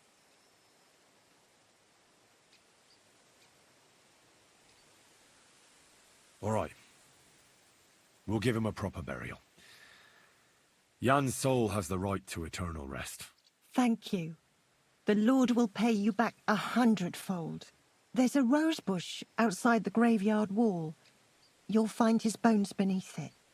Please bury him beside my Vostatek. Here, beneath the pine tree. In that way they'll be reconciled, at least in death. Then place Ambrose's cross on his grave to bless their reconciliation.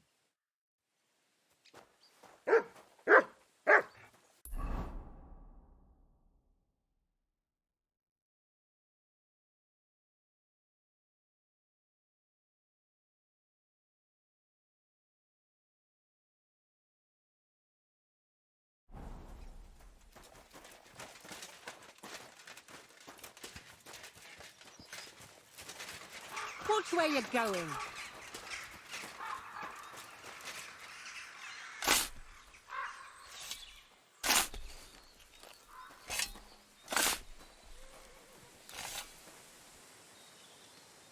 The angel of the Lord declared unto Mary, and she conceived of the Holy Spirit. Hail Mary. And Mary said, Behold, I am the handmaid of the Lord. Be it done unto me according to thy word. Hail Mary. And the word was made flesh. Hail Mary. Pray for us, O Holy Mother of God.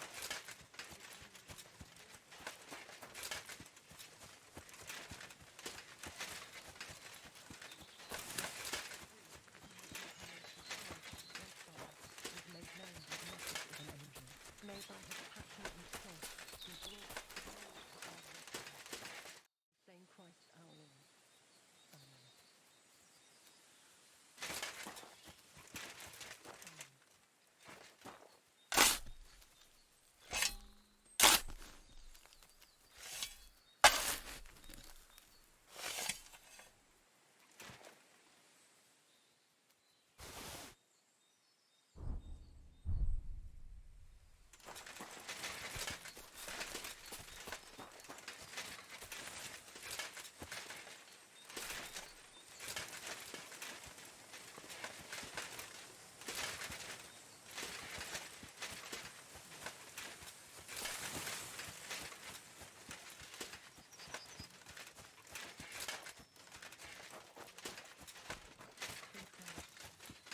The Lord is with thee.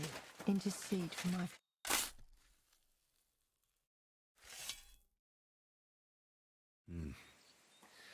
Your journey ends here, Jan. I don't know what you have on your conscience. But rest in peace. I don't know much about prayer in these situations, but... Our Father, there are many sinners in this world, but in the end, we all face your judgment for what we should have done, but lacked the courage to do. So forgive me this little sacrilege. You know better than anyone that it was the right thing to do. Thy will be done, on earth as it is in heaven, and deliver us from evil. Amen.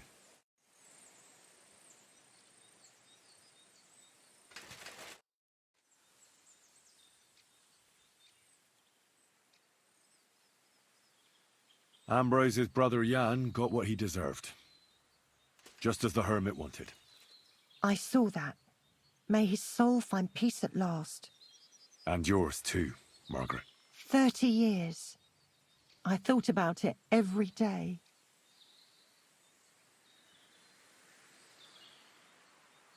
It's all right now. You did the right thing. Everything else is beyond the law of man.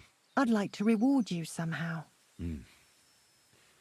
I expect you wouldn't want anyone to hear about all this, right? Well, if you... Will you keep it to yourself?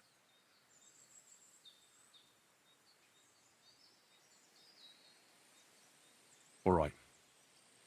I'll accept the coin, and that'll be the end of it.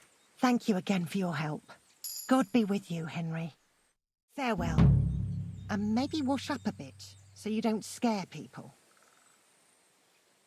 Amen.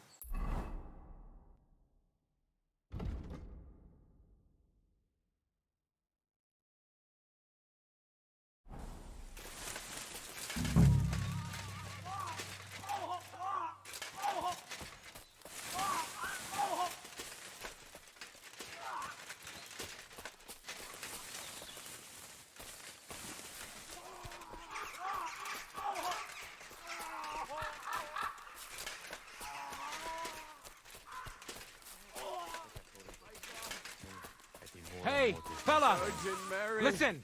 We need help! God. Mary! Who are you? And who do you serve? We are Knights of the Cross with the Red Star.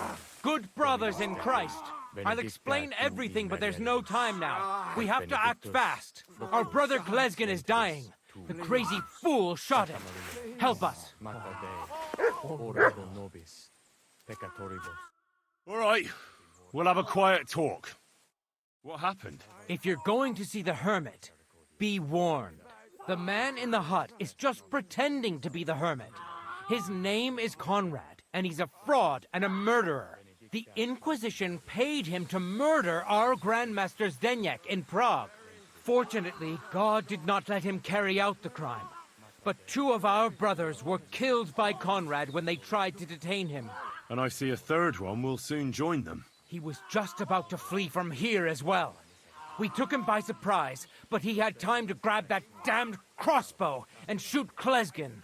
By the Virgin Mary, help us. We have to catch him.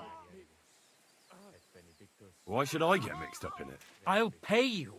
We just need to distract Conrad's attention. That's all.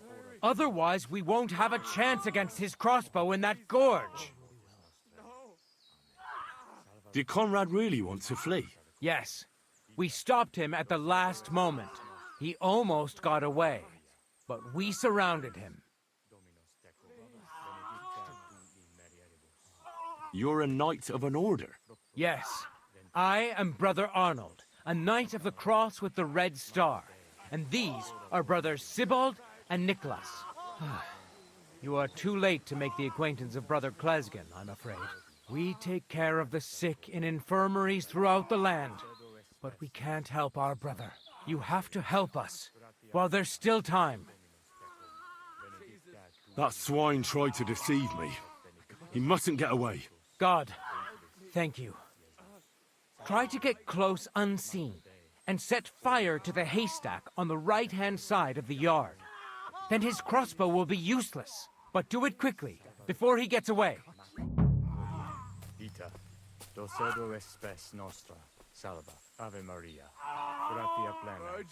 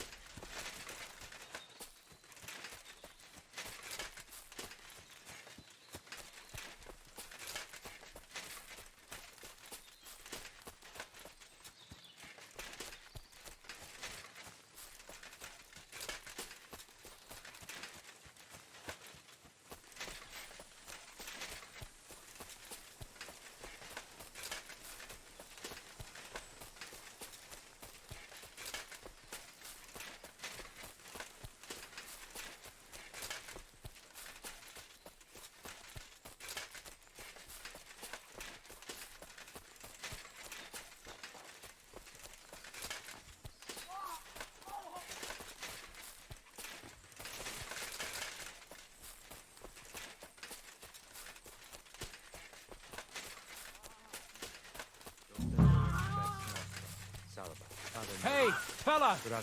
Listen, we need help! Benedicta tu in Maria. Jesus Christ! Who are you? And who do you serve? We are Knights of the Cross with the Red Star. Good brothers in Christ. I'll explain everything, but there's no time now. We have... What happened? If you're going to see the Hermit, be warned. The man in the hut is just pretending to be the Hermit. His name is Conrad, and he's a fraud and a murderer. The Inquisition paid him to murder our Grandmaster Zdeněk in Prague. Unfortunately, God did not let him carry out the crime.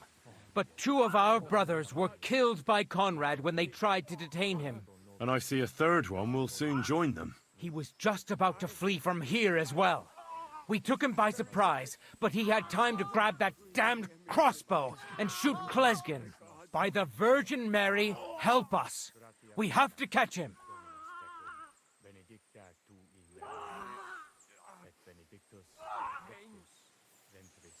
You're a knight of an order? Yes. I am Brother Arnold, a knight of the cross with the red star. And these are Brothers Sibald and Nicholas. You are too late to make the acquaintance of Brother Klesgin, I'm afraid. We take care of the sick in infirmaries throughout the land. But we can't help our brother. You have to help us, while there's still time. Did Conrad really want to flee? Yes. We stopped him at the last moment. He almost got away, but we surrounded him. Why should I get mixed up in it? I'll pay you. We just need to distract Conrad's attention, that's all. Otherwise, we won't have a chance against his crossbow in that gorge.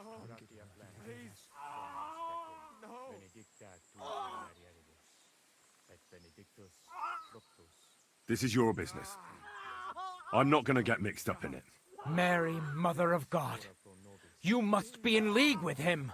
Of course. Why else would you be here? Damn it! I should have known.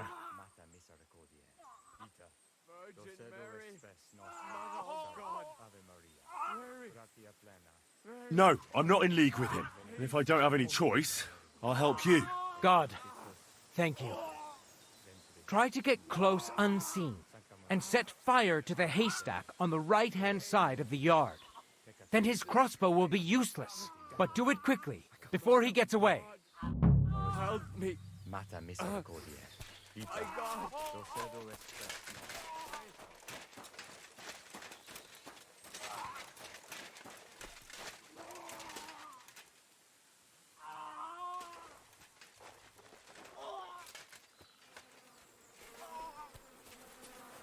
Hey, stop right there. Halt, or I'll shoot. Wait, Conrad! It's me, Henry! Don't move a muscle, I mean it. I talked to the widow, Margaret. I did what you wanted. I'm afraid the circumstances have changed.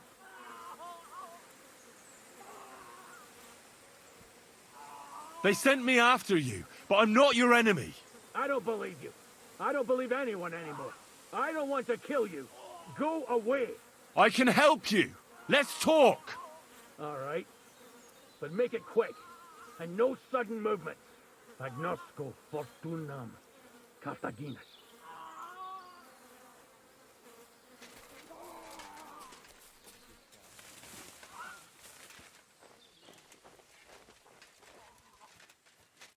What do you want? You wanted to run off and break our agreement. And what is it you want to hear from me? Where can I find Ambrose's broken sword? It's not far. At the edge of the meadow up there are 2 entangled birch trees. There's a grave beneath them, and the sword is on the grave.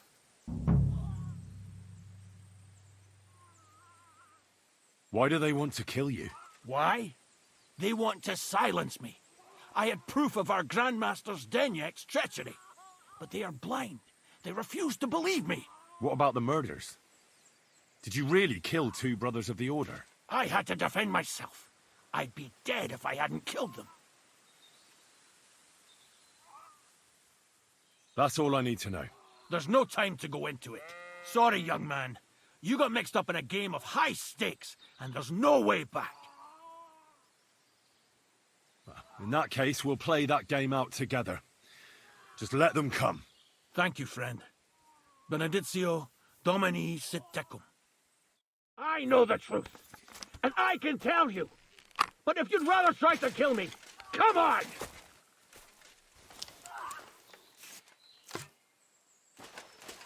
Now you're gonna get it.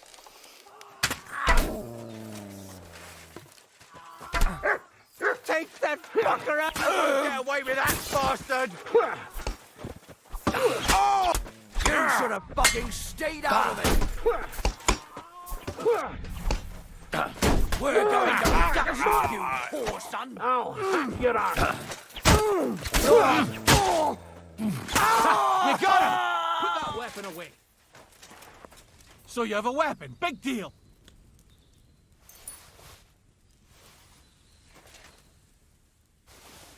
Is that supposed to be a threat?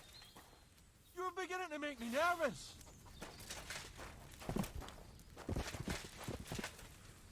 Put that away.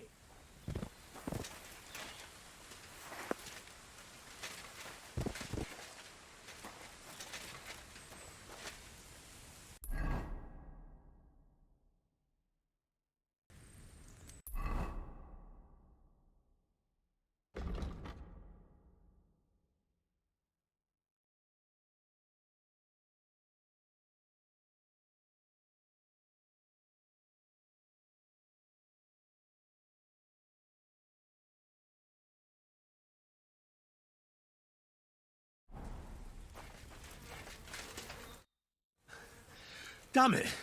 What was that all about? I think I owe you an explanation.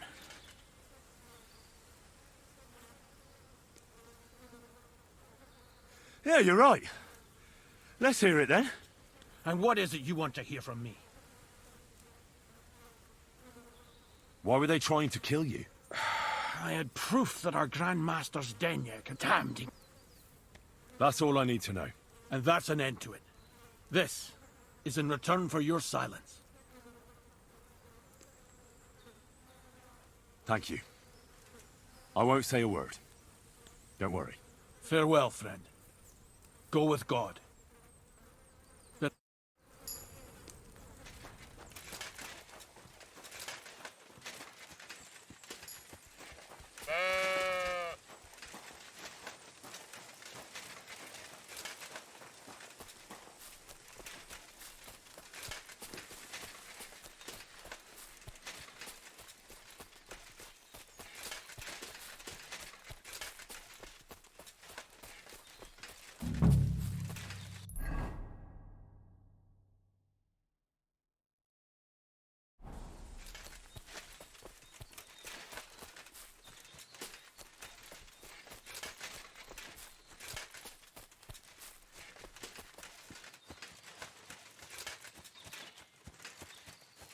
Where's the Hermit's grave? It ought to be somewhere around here.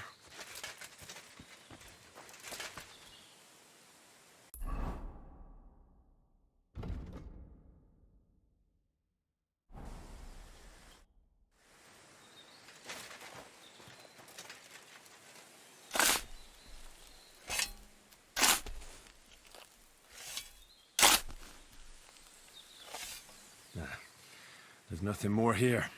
Sorry, Ambrose. Rest in peace. Now that's what I call steel. It may be broken, but there's hardly a trace of rust.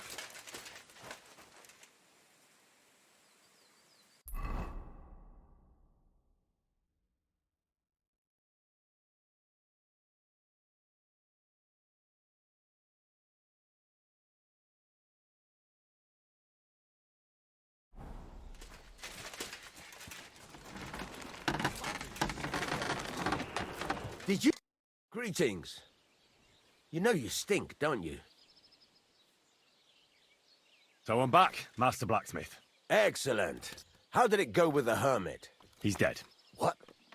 Did you... No, not me. It just got a bit complicated. Anyway, it turns out old Ambrose really used to be a knight. And this really is Toledo steel. You were right, Blacksmith.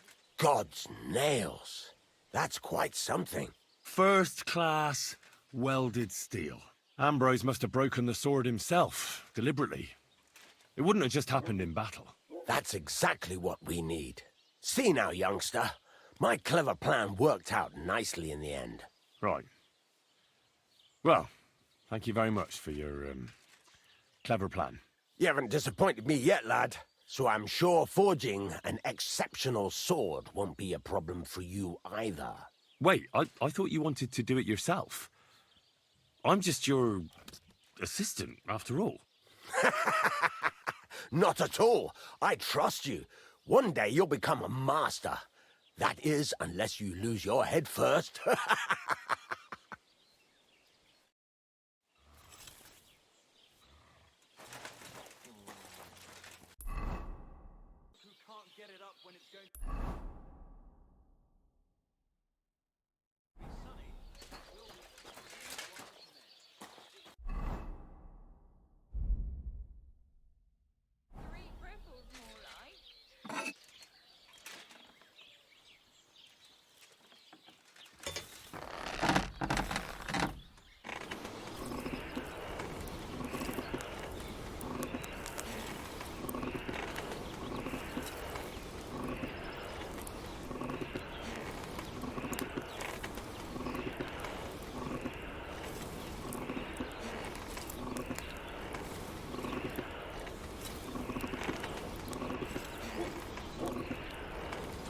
Burning.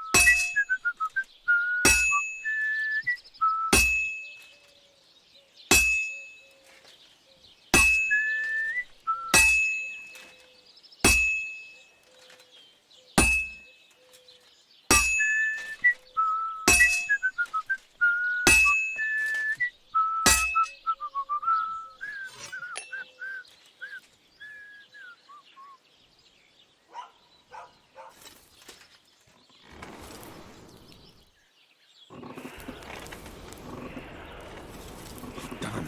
Burning.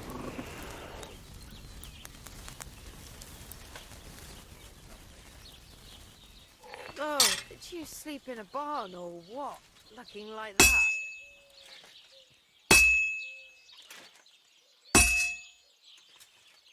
This'll take a bit longer.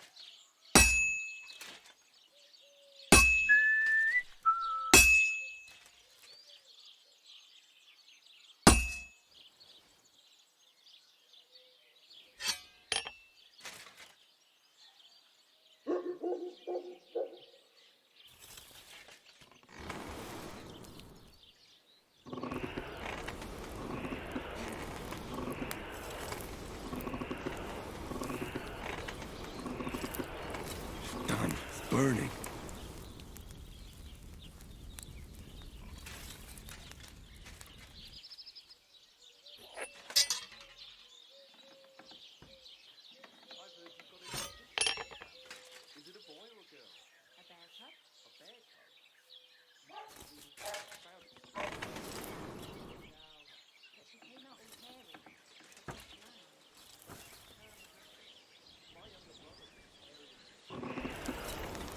Oh, for fuck's sake.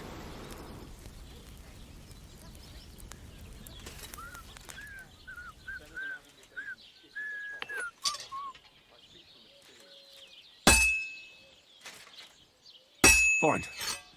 Now to temper it.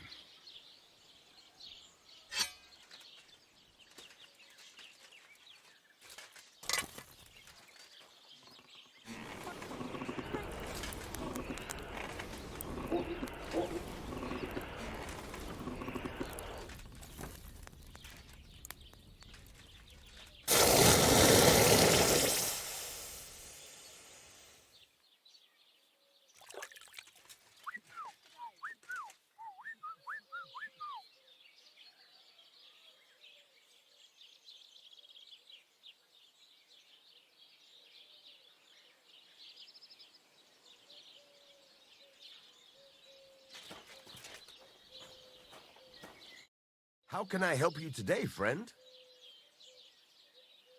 I've got something for you, Blacksmith. God's nails, you weren't bullshitting. I'd say it looks pretty much like a sword, eh? Looks like. This is a damned fine piece of steel. Damned fine. Thanks. I was glad to help, but now there's something I need from you. I'll pay you, of course. And if you want to do some smithing, I won't throw you out of my forge either. No, you know full well what I need. I have to get to Semine's wedding. Why is it so important for you? It'll just be a lot of people stuffing their faces. You can find that anywhere. I have my reasons, and you don't need to know them. God's nails, lad. You're full of mysteries. But whatever, that's your business. I don't mind taking you to the wedding. Nothing to it. We can set off once you're ready.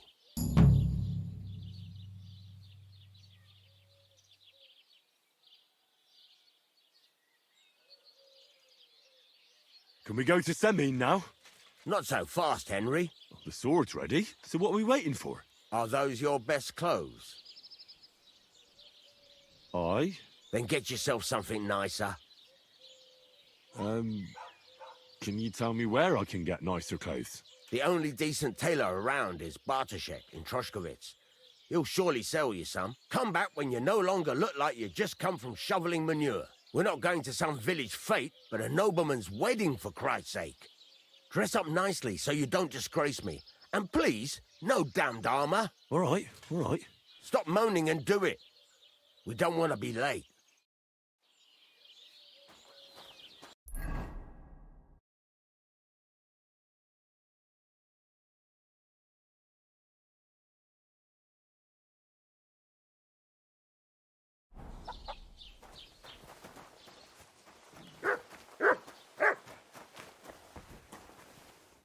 How can I help you today, friend? Do I look good now? I don't want to embarrass myself at the wedding. Well, it's not that bad, but it's still missing something. What do you have for sale?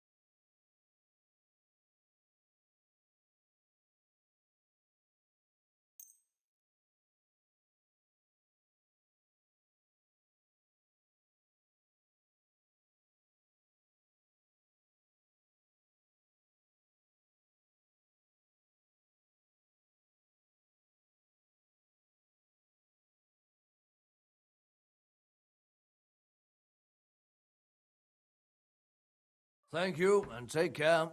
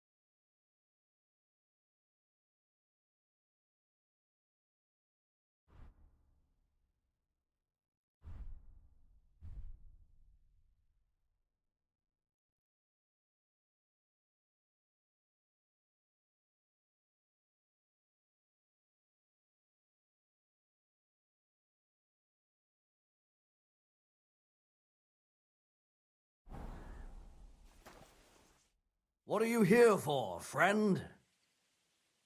What about this? Do I look like a proper wedding guest now? You don't look bad, but why are you wearing that armor? You should take it off.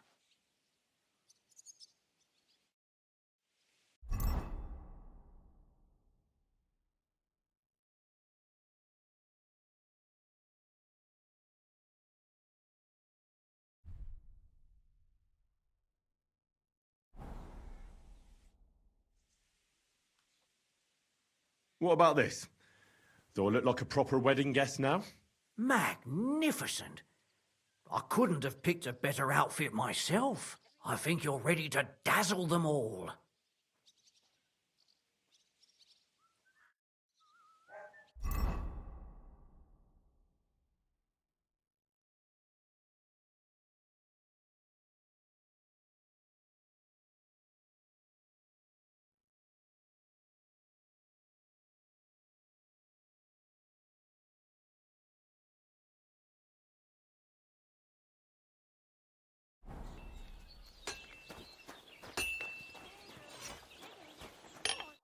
What would you like? Can we go to Semine now? Wasn't too hard, was it? You're looking quite spruce, in fact. I don't have to worry about you showing me up anymore. Good to hear. Should we go? Hold your horses for a while, Henry. I need to wash and change too, and then we can go. Welcome, Blacksmith. We were beginning to worry. I bet you were. I'm bringing a wedding present. Look who's finally here. Welcome, Radovan. And Henry. Sir? Well, do you have it? Of course. Your son deserves the best. You can take it. No, hold on to it. I'd be glad if you gave it to Older yourself. I'd be honored. Has Lord von Bergov arrived yet? Henry, that's none of your business. It's all right, Radovan. I understand his curiosity. Lord von Bergov isn't here yet, but Chamberlain Ulrich assures me he'll arrive any moment now. Sir, could I ask you to introduce me to Lord von Bergov? God's nails. I'm sure his lordship will have nothing better to do than talking to my apprentice. We'll see, Henry. Now, unfortunately, I have other things to attend to. What are those beggars still doing by the gate? I thought I made it clear I wanted them gone, didn't I? I drove them off, but they came back. They just won't take no for an answer. At least close the gate for now so the guests don't see them. They must be gone before Sir Otto arrives. Do you understand? Oh dear, you seem rather worried. Would it have to do with your guest of honor? I'm afraid of it ending up in disgrace. I wouldn't want Sir Otto to take offense and leave before he gives Older his blessing. Is there anything I can do to help? No, Henry. It's nice of you to offer your help, but I can't ask that of you. What kind of host would that make me? Don't worry about it, sir. Since Henry is volunteering, why not take up his offer? If he proves himself, you can introduce him to Lord Van Berghoff as a reward, if that's what he wants. I promise I won't bring shame to you. Oh, we'll see. I've got to make some arrangements with the cook, but come and see me later. In the meantime, you can introduce yourself to the bailiff's son, Svatya over there. You're the same age, so I think you'll get along just fine. That's right, Henry. Svatya. He's fun to be around.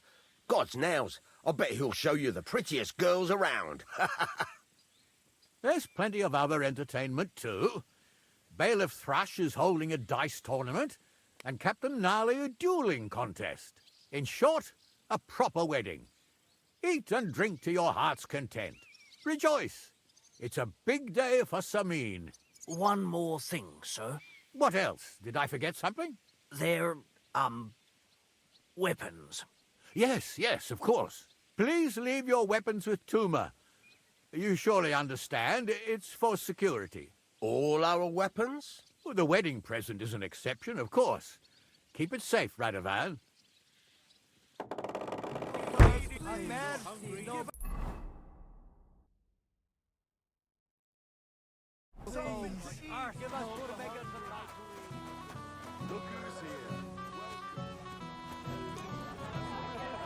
What's Vostatek even... Hey, I know you. You fought with us at the tavern. Aye, that was some brawl. Right you are. You fought bravely, both you and that friend of yours. You were outnumbered, but you still gave us a run for our money. You were better. If they hadn't broken it up, we probably wouldn't have stood a chance. Aye, well, you wouldn't have avoided the stocks either way. People in the village don't like strangers, and my father's no different. Anyway, as far as you and I are concerned, let's let bygones be bygones. All good? It's all good. See? I'm no idiot. I just can't stand stuck-up fellas. And you're not one of them, are you? I hope not. I know you're not. You're a good lad, I can tell. What do they call you? Henry. I'm Svatya. The pretty girl getting married today is my sister. So I've heard. This is Vitek. We know each other. Henry saved my pa's hide from the wolves. I heard about that. First the wolves and then the injured leg. And that was just the beginning. Aye, that's my pa, and his drinking. Well, I'm afraid he's not going to fare much better today. He was asking after you. Did you talk yet?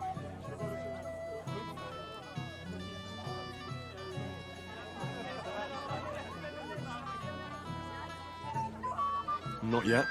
If you want to talk to him, you'd better hurry up. Knowing him, he'll be sloshed in no time. Quiet, you two. Sucker. Now I don't know what he said to her. Christ. Look at her face. Whose? Look over there. That pretty girl in the sad sack trying to impress her. That's our friend, Vostatek. What's it about? When some poor lass catches his eye, he buzzes around her like a wasp. And makes an incredible fool of himself. And who's the girl? Myshka. Her ma is old Semine's cook. That asshole Vostatek thinks he's going to win her over with some idiotic verse. Well, actually, girls like poems. Well, unless you gabble like a barnyard gander while reciting them. Gander, huh? Good one. Why don't you show Vostatek how it's done? Well, I suppose Jesus Christ! There's an idea! Let's bet on who has a better chance with Myshka. Vulgar Vostatek or handsome Henry. I'd like to see that. You're on.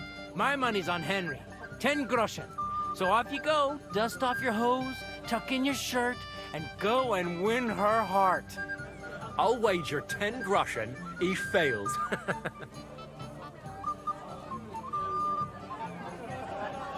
all right. I could... Fantastic. I knew right away you'd be up for a bit of fun. Wait, no, Stop dilly-dallying and go and get her. before Vostatek wears her down. Is there any point in trying to get a word in? None. That's our Svatya for you. Ah, bugger off. It'll be a laugh.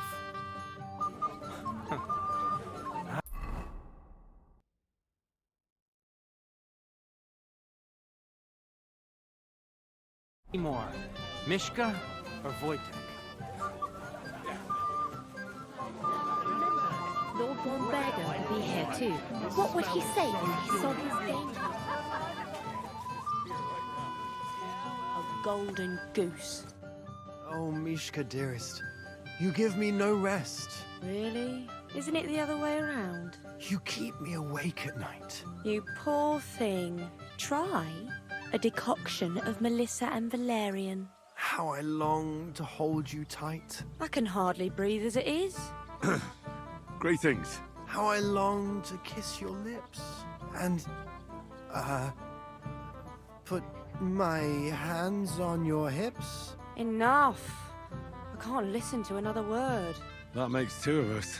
And you are who? I'm Henry. What do you want here?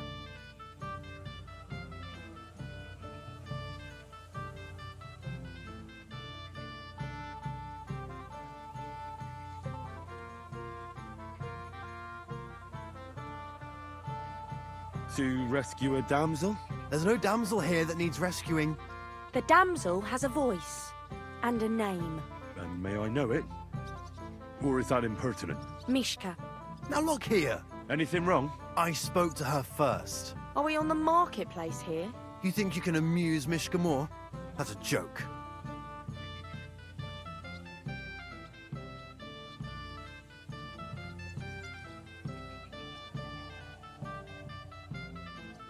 I don't know. I'd like to try it. Another one? Be my guest. I was just reciting Myshka a lovely poem. So let's see if you know any.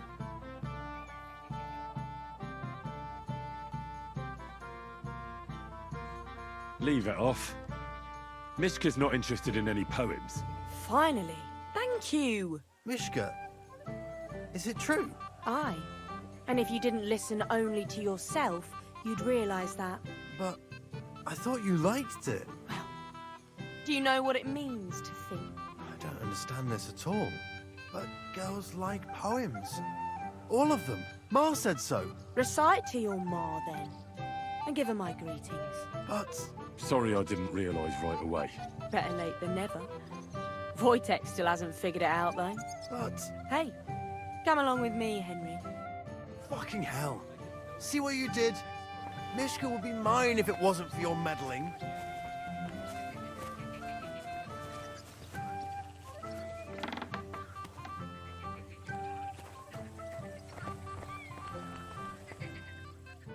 Isn't it better here? It's a nice place. Thanks for showing it to me. It's definitely quieter here. I come here when I want to be alone. Or when I'm washing laundry. Enough of that. I'd rather hear about you. Like, where you're from. What you're doing here. You're not a local. I'd know you if you were. Where am I from? Unless it's a secret, of course.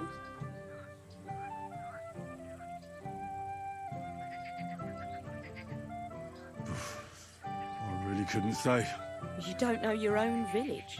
Honestly, I really don't know. It's complicated. My village was burned down, so I don't actually have a home. A place to live, yes, but it's not home. Oh, I'm sorry about that. I didn't want to bring up sad memories. Wouldn't you like to dance? It'll take your mind off things.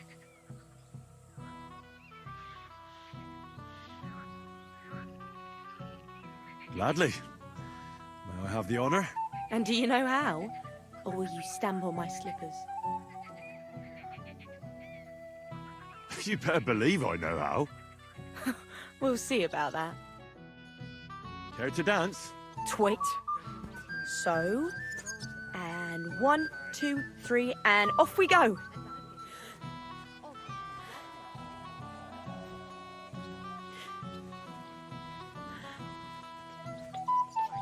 See? You're doing pretty good. Thanks. I'm really trying. And keep it going then. Henry doesn't fuck up complete. Today will be no different. Don't you feel a little sorry for him? I do. But we can't help it. Unless you know a girl who's desperate enough to get off with him. But Vostatek is not me. The other day I caught him in the church staring at a statue of the Virgin Mary. I wonder how Henry will fare. I hope he's got something up his sleeve. He can't Thanks, possibly Henry. come off worse than I enjoyed the dance. He tries to hump her right away.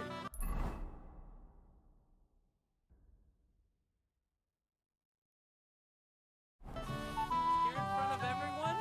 That'd take some balls. Would you look at that? The return of the prodigal son. How did it go?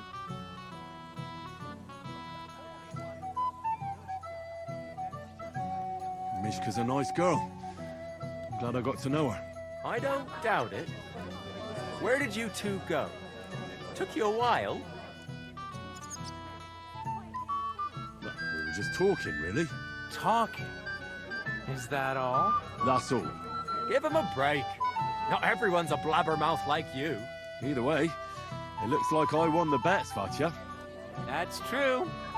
Oh well, we have to drink. To the newlyweds' health. That's what everybody here drinks to. Let's drink to us, fellas.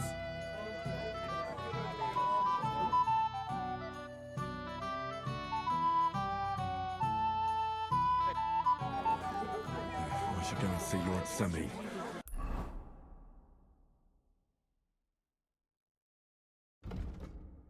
He looked worried. Burgov had returned. Everyone say? When will the ceremony finally begin? Can't wait to show. I'm here to help you, sir. I said you didn't have to. Well, I made a promise. Is this about the beggars by the gate? That too, but I'm more worried about my wayward relatives and their insatiable thirst. You mean Yurko and the Moravians? Oh, what did I do to deserve a nephew like him? I'll try to keep an eye on them. Maybe I'll be able to keep them in check. You'd be pulling a thorn from my side. But don't get your hopes up. Getting between them and booze is asking for trouble. What about the beggars, sir? Try asking Tuma, the guard on the gate. Maybe he's figured something out already. Wouldn't it be enough to give them a bit of food and encourage them to move on? You think I didn't think of that? Or that I'm a pinch purse? I certainly didn't mean that, sir. If it was up to me, they'd all eat their fill. But my cook won't allow it. She cooks well, but she's shamefully stingy. I'll talk to Tuma and we'll work something out. I'll try to be done with it before Lord von Berghoff arrives. Of course. Thanks, Henry. I appreciate it.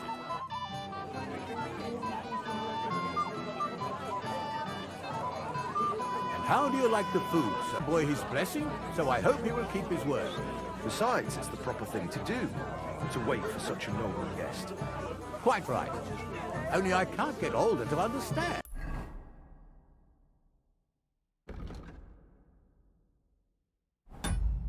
He'd like to get married this instant. You're Henry, right? The one who came with the blacksmith? The one and only. You came to help me with them beggars? Lord Semine would be glad if we got rid of them. I was told you'd know how. It doesn't take a scholar to figure out. They came for alms, that's all. If they get some food, they'll be on their way.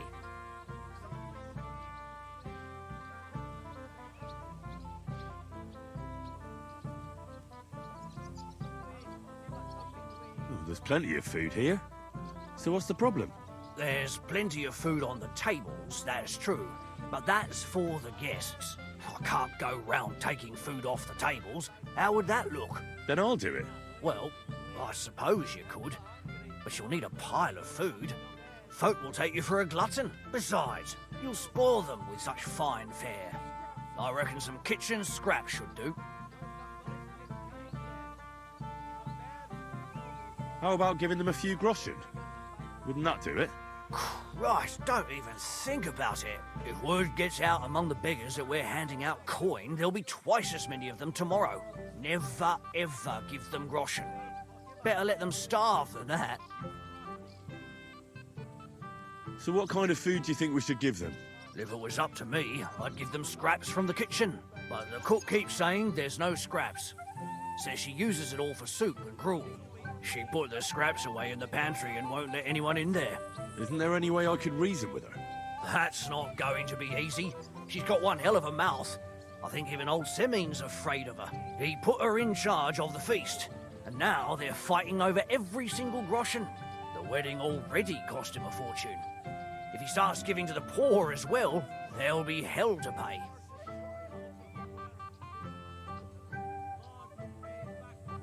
Where's the pantry? Right behind the kitchen. But like I said, the cook won't let anyone in. I reckon the cook will be in the kitchen, eh? Where else?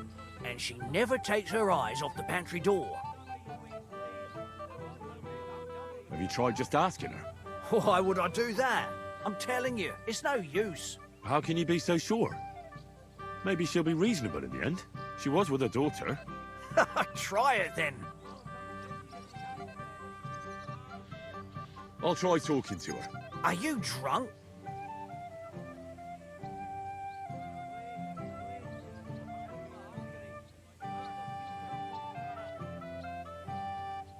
I'm not. Why'd you ask? Then you must be daft in the head. No, if I can't reason with the cook, I can always try sneaking into the pantry. Well, if you do, just make sure she doesn't catch you. Did you notice if she ever leaves the kitchen? I've seen her go and gather herbs, or put more food on the tables from time to time. But someone would have to eat it all first.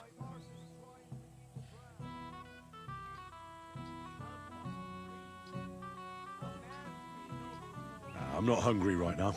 Well, that's too bad. All right. All right. I'll see what I can do. Good luck, Henry. Please, give us...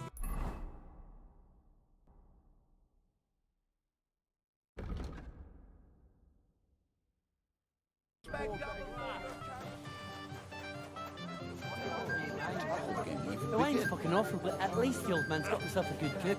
Yeah, man, you're way off. Beer? Oh, at least they've not fucked that up yet. Me, the Moravian, drinks beer. Are you fucking serious? Come on.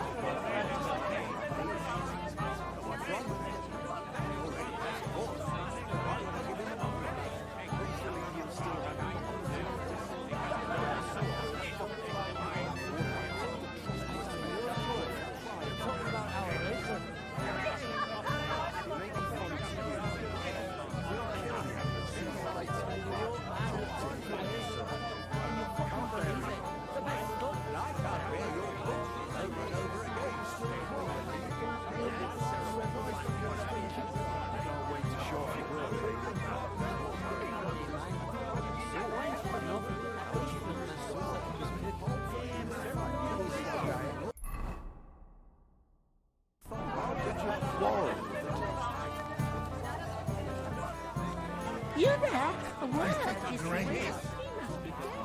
I'll pay for it all, I promise. But you probably...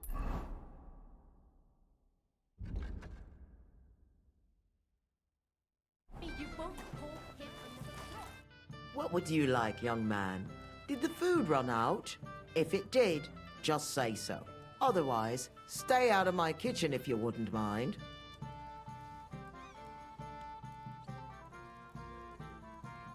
There's nothing left to eat at one of the tables. Really? Well, I'll be. Excuse me. I'll check it out. What are you doing here? There's plenty of food. Tuma says you don't want to give anything to the beggars by the gate. Well, I don't. What do you care? Don't you feel sorry for them? Don't try that on me. I can't share what I don't have. Was there really nothing left? If I give them what's left, I won't have anything to cook with tomorrow. And then what? Tuma should have just driven them away. Why even bother with them? It was good to see you, my friend. What are you after? There's food and drink in the courtyard. There's a... There's nothing left to eat at one of the tables. Really? Well, I'll be... Excuse me. I'll check it out. Care. And have a pleasant evening. What are you looking for? There's plenty to eat outside. Get out of my way. Stop dilly-dallying, Betty. Either tell me what you know.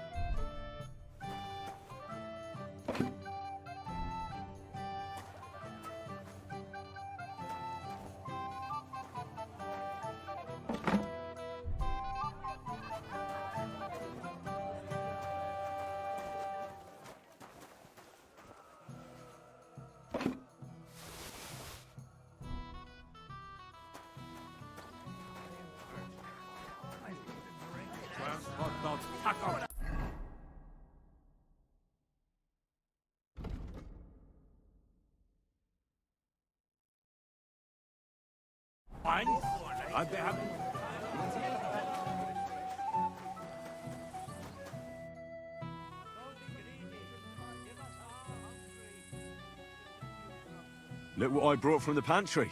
You're not serious? You really sneaked in there? To be honest, I really didn't think you'd succeed. That's that then. Thanks for the help. And you know what? Wait for me here. I'll throw it to them, and then we'll drink to our success. And no excuses.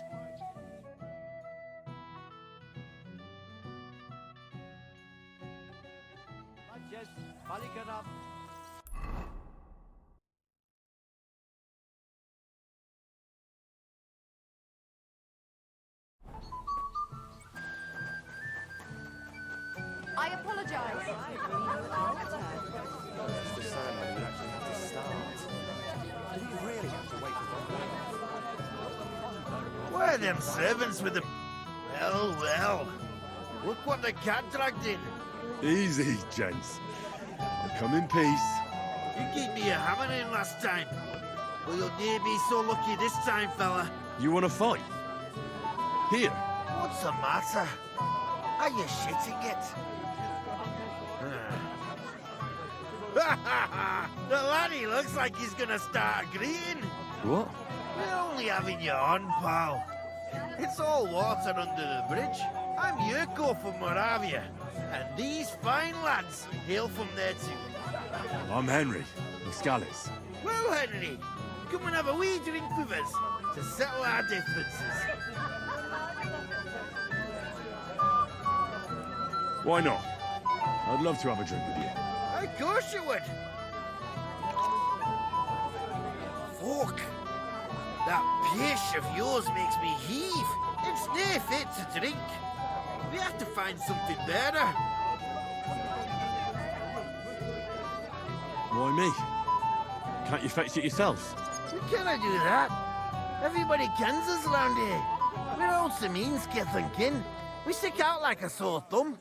But you're just a damn wee fella that nobody kens. No one will take a blind bit of notice. No. Thank you very kindly. You know why Lord Semine won't give you anything better? Because he's afraid you'll get drunk and start a brawl. Now look here, you bampot.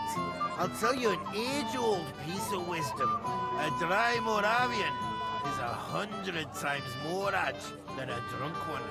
So, if you didn't want this place smashed to pieces, bring us some decent liquor. I see.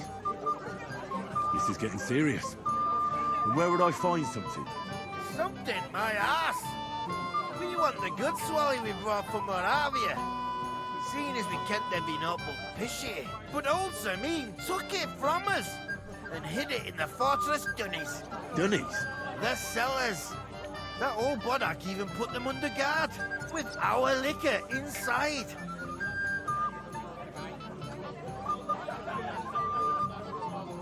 All right. But how will I recognise this stuff I'm looking for? I'm sure you'll be able to tell. It's a wee jug. Well, maybe not all that wee. And who's guarding the cellar? A guard, of course. He's holed up in there like a badger, gawking at the door and not moving an inch.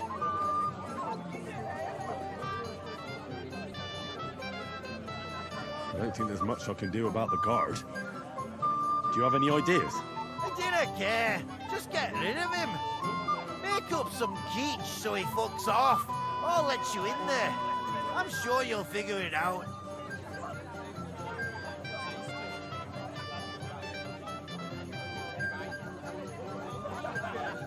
All right, then.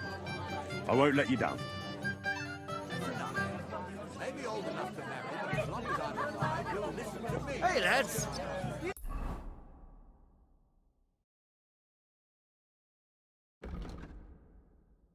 know what I could go for right now?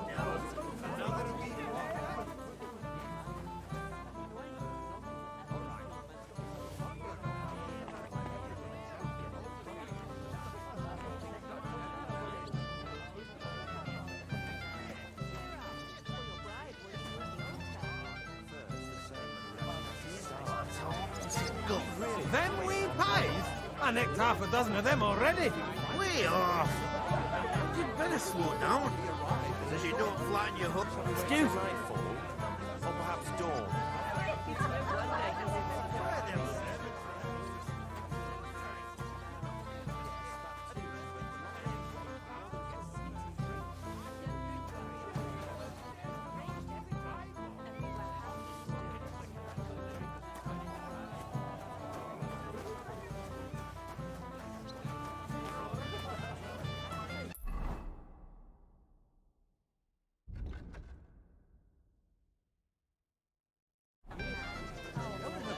It happens. Just watch where you're going next time. Moldy dungeon. Everybody's drinking and having a good time, and you're stuck sitting here in the cellar. Aren't you bored? Don't even get me started. Finally, a proper wedding after all these years, and I'm sent to guard the cellar. So them Moravian drunkards don't drink it dry? Pah! And I'm so thirsty, I could suck the damp out of these walls. I really don't envy you. Thank you. I feel so much better.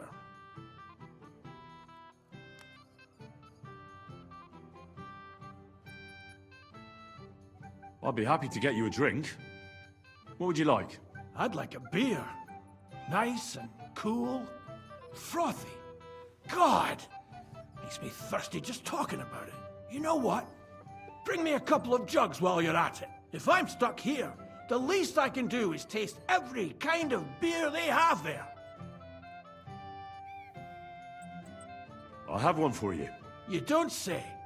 You're a godsend, friend.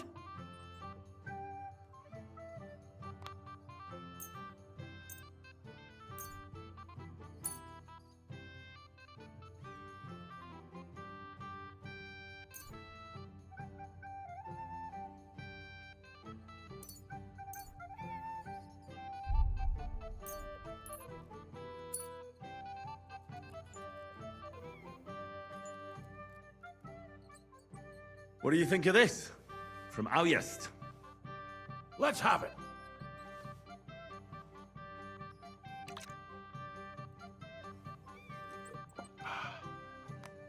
What's it like? Well, I don't know. A bit tasteless. It's more like pond water than beer. Don't you have anything better for me? Absolutely. Here you go. Good health.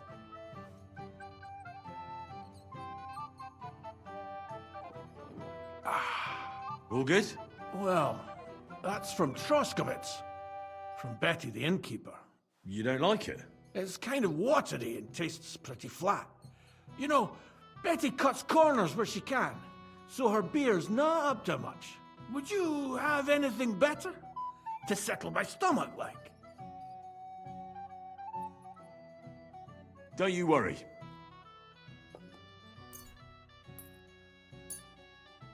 Here you go. This one came all the way from Turnau. Turnau? Let me see.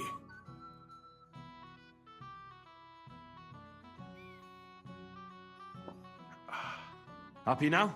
Interesting. So light, fragrant. It's like there's some fruit in it. It doesn't taste bad at all. I'm happy to hear that. Do you want another one?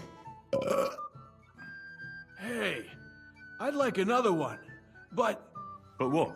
I can't drink another drop till I have a piss. So go, before you burst. I'll keep an eye on things for a while. God bless you. Fuck, I'll piss myself.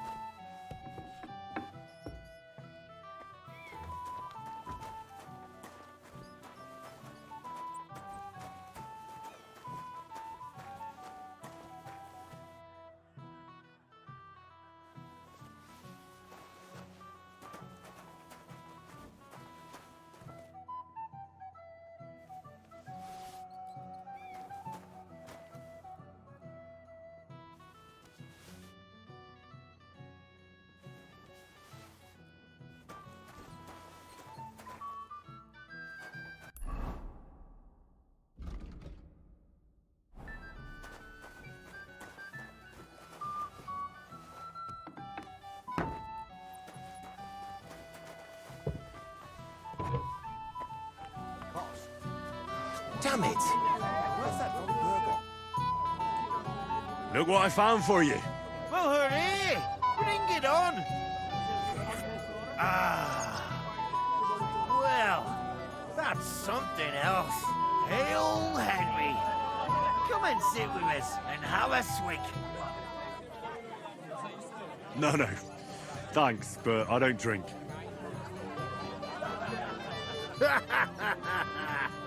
What are you? A fish that subs naught but water. Drink up, laddie. It's a polite thing to do at a wedding. To health, God, and Henry. And to the newlyweds. To them too. Bottoms up.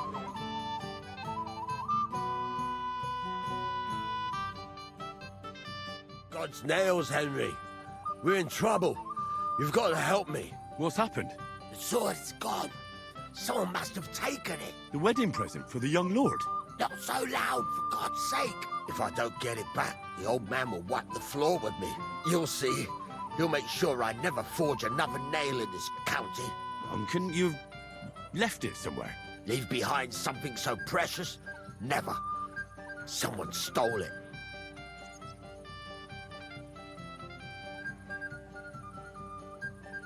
Can you remember the last time you saw it? I don't know. Maybe when we came? I showed it to old Semine. He told me what a masterpiece it was. I was there. What did you do then? Then I ate a little something, drank, and went to take a piss. And you had the sword on you the whole time? Why would I go to piss with it? I put it down in the grass by the wall. Aha. Let me guess. You haven't seen it since then? I've been looking for it ever since. Did you show the sword to anyone else? Well... You know, I had to show off a bit. Such a lovely piece of work for Lord Semine himself.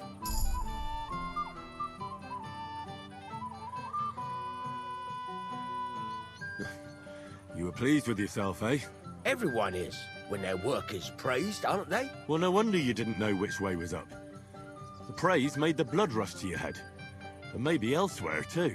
Don't you worry about my head, damn it. We have to find the sword. Who were you showing off that sword to? A few people came to me to see it. A couple of girls. Young lads, too. Young lads? Aye, it's true. And one of them was a bit cocky. What did the lad look like? I don't know exactly. All the commotion around here. He was kind of young, you know, a fop. Like a lot of fellas around here. Well, that could be any one of a dozen. If I knew exactly which one it was, I'd go and see him myself.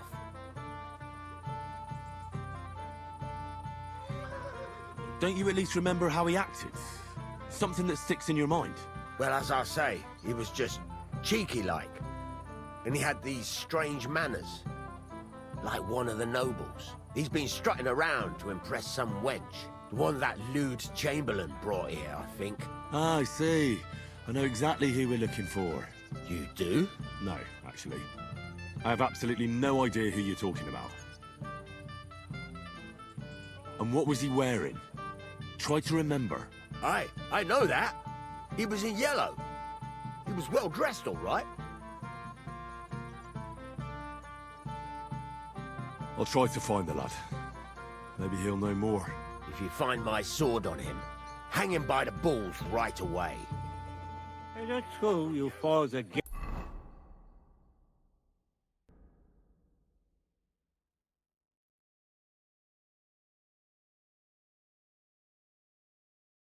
The neighbours of yours.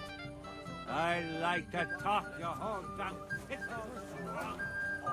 What's the fight of yours? Zlatka will punish me. Hey, I know you. Oh, Christ. Look at the state of you, Gamekeeper. Henry! Stop shouting, for God's sake. I've been waiting for you, you know? Oh, well. What do we do with you now? You have to help me get back on my meat. Meat? What meat? On my feet, I said. Feet. Henry, have you been taken? What, me? You? What about you? Are you drunk? Or what? Good God, how am I supposed to help you get back on your feet? Since you ask. Well, I could use some broth. Strong beef broth. That'll get my blood flowing. I'll see what I can do. You just stay here and don't budge. Don't worry. I'm really not going anywhere right now.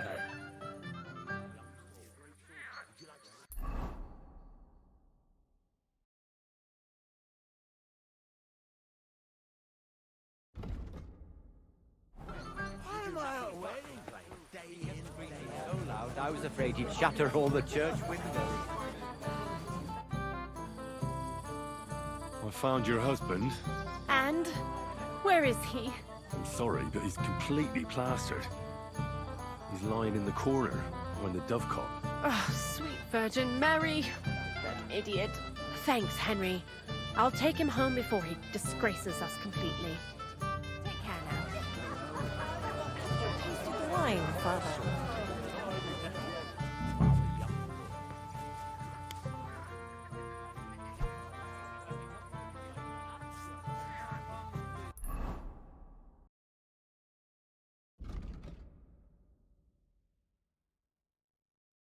Rest you contrary old geezer.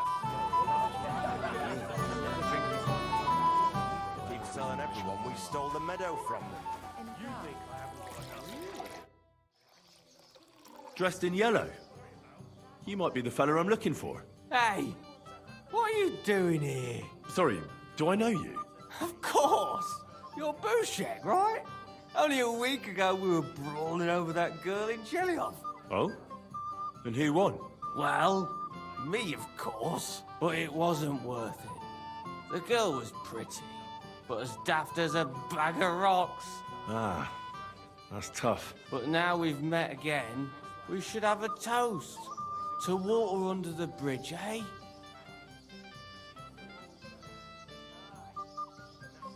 Why not? I'd love one. To your health, Bushek. I'm not Bushek, but still. Cheers. Ugh, it's really sour. What the hell is this? Wine, of course. All the way from Burgundy, they say. Ugh, tastes awful. Ah, just drink, Bushek. I don't really... Oh, never mind. By the way, have you seen the blacksmith's sword? I'm sure he showed it to you. Of course I have. Plenty. Plenty?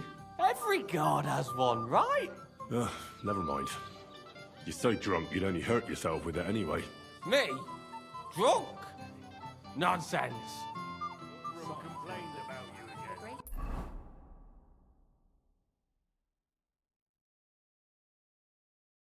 What's eating the old man now? All over his Finally, some I peace bet and that quiet. precious bull of his Woman. just shut. It might have occurred to me you were the one I was looking for. Me? Why? I expect he means me, Flower. No doubt Henry assumed I'd starve to death if he wasn't on my arse for a while. So, are you glad to see me? I'm glad you're still alive and kicking. You were worried about me? Well, no. I mean, Henry. No. I just wouldn't want to explain to Sir Hanush why I couldn't keep an eye on my living ball and chain. Watch your tongue. Like a pair of little boys. What are you even doing here? Radovan the blacksmith has lost the sword he made for the groom as a wedding present. Well, that's a bit of a fuck-up, eh? But I'm not really surprised when he was shoving it under everyone's noses and telling them there's none better in the county.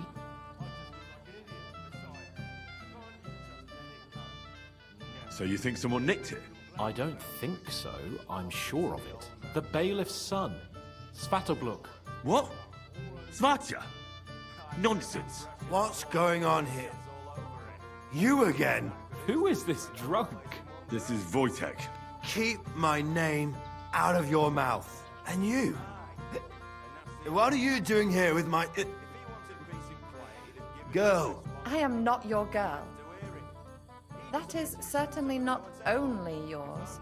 And it's a few years since anyone called me a girl. Did you hear that? Scram.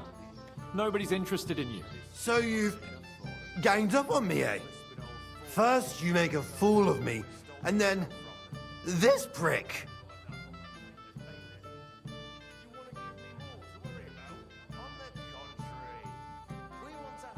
We didn't agree on anything. And forget about Myshka. She had no time for either of us. I'm having a really bad day today. Women don't want me. My friends, I'm a joke. All that's left is the booze. Booze never lets you down.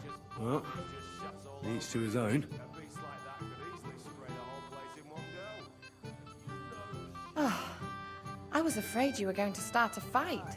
You don't have to be afraid with me. Hold up. No change in the subject. What did you mean about Svatya? Like I said, he took the sword. And how do you know it was him who took it? Because I saw him. Oh, Jesus Christ. Do I have to drag every word out of you? Where did you see him? The blacksmith went to the latrine and left his sword outside. The blockhead. Svatya had his eye on him the whole time and just seized the opportunity. Why would the bailiff's son take it? He and Semine will be family soon. Why don't you ask him yourself? But from what I hear, the Semine's really sticking his craw. Why? I don't know. You'll have to figure that out for yourself. What did he do with the sword then? I have no idea. I had better things to do than follow him around.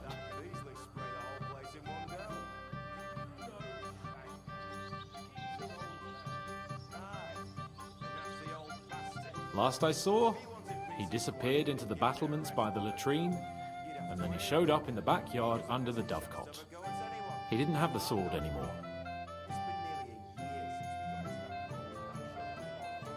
Why should I believe you? You don't have to. But do you actually have a choice? I don't. There you go then.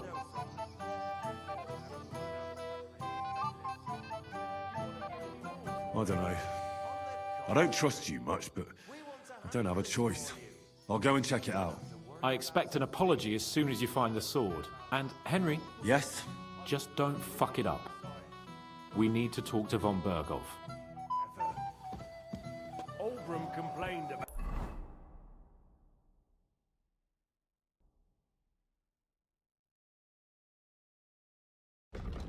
Oh, so many.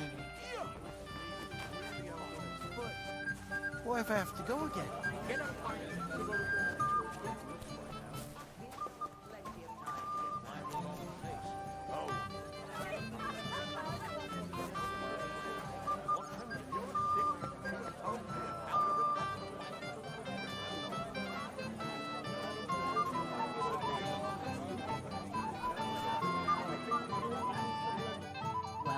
Well. Greetings. I came with Radovan. We forged a sword together for Lord Semine. So you can do something besides brawl. Don't worry.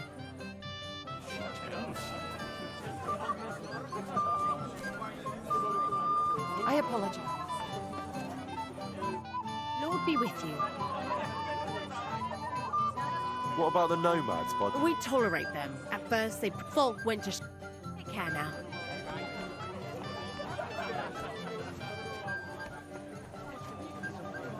If you're sick, you should have told me. And Henry, I just saw Yurko, and I think he's pretty soused. I thought you were supposed to watch him.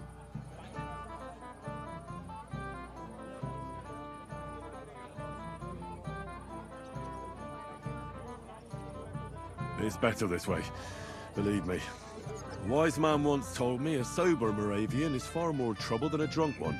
That sounds like Yurko talking. Indeed. And he ought to know about Moravians.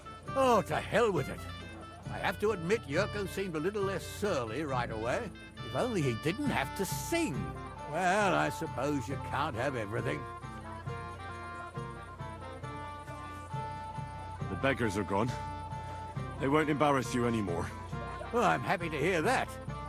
I just hope Cook doesn't give me a hard time about it.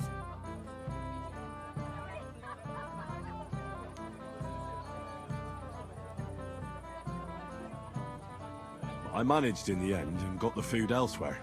Ah, that's good. You know, she's a good cook, but she can also be a real thorn in my side. Well, since you've served me well, I'll introduce you to Lord von Berghoff when he arrives. If you're still interested, that is. I certainly am. I'd be honored. I'll just introduce you to him, nothing more. Lord von Berghoff is a distinguished nobleman, and as such, and don't be offended now, he's not that interested in commoners. I don't mind. What matters is that I finally get to meet him. Where's Lord von Berghoff? Why hasn't he arrived yet? I don't know. I asked the Chamberlain, but he couldn't tell me much either, though he said he expected him to arrive soon. I hope he's right. I hope so too. He promised me he'd come to my son's wedding. I don't think he'd dishonor me like this.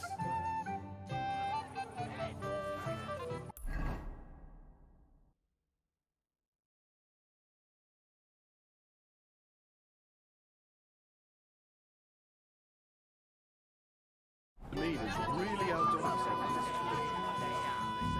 Especially about us. I can't swim.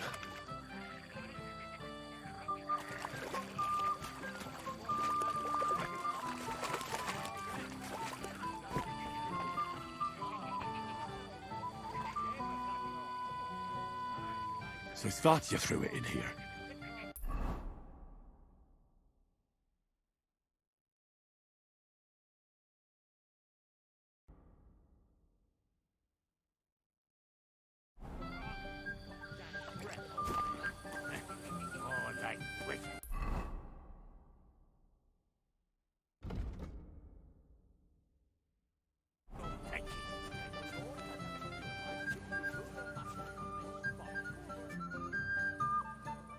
Found your sword?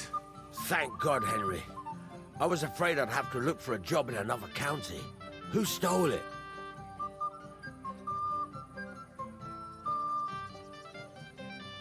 That's not important. The main thing is it's turned up undamaged. As you say, you have my thanks. You got it to me just in time. The ceremony is about to start. So Lord von Berghoff has arrived? Not yet, but the father is in a hurry to have his son married. I think the lad's a little scared.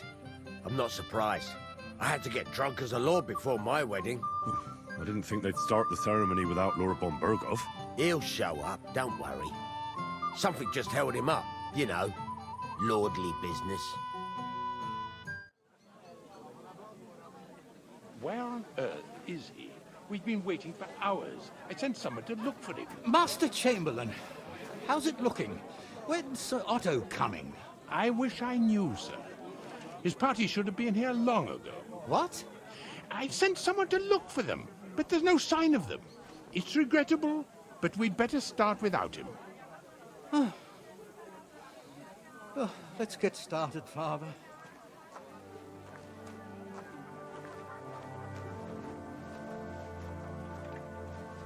Damn it.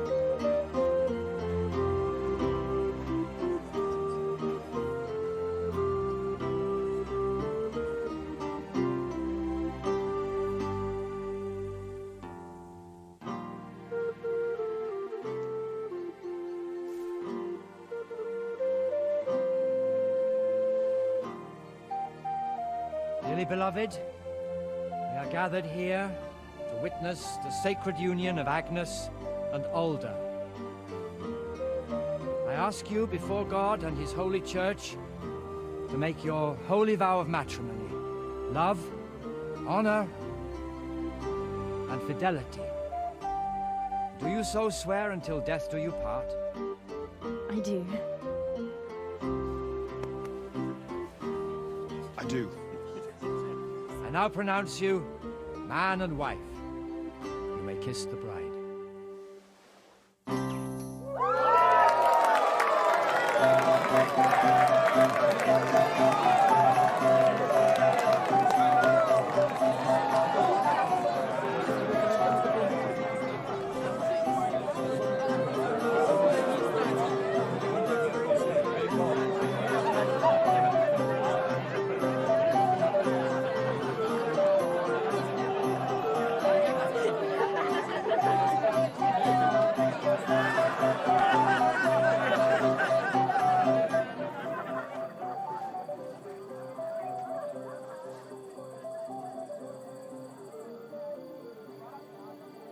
Right back where we started.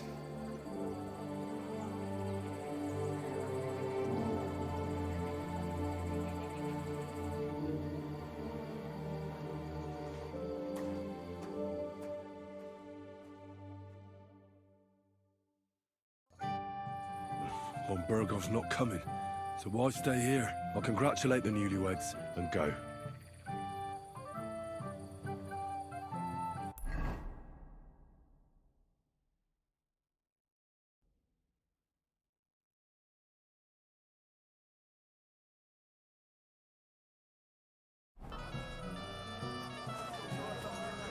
Careful!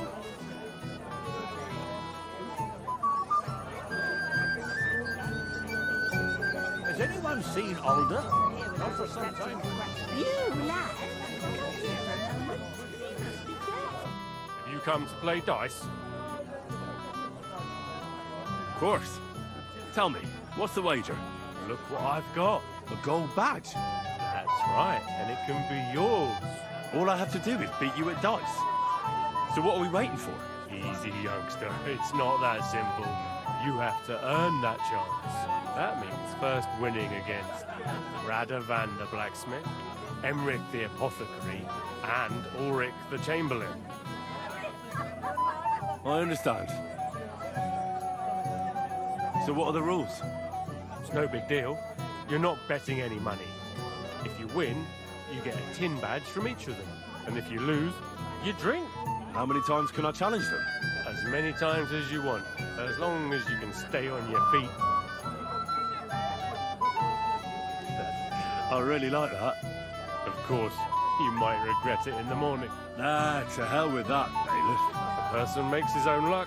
All right, I'll see you soon. In the meantime, you can polish that badge up nicely for me. Someone's feeling lucky.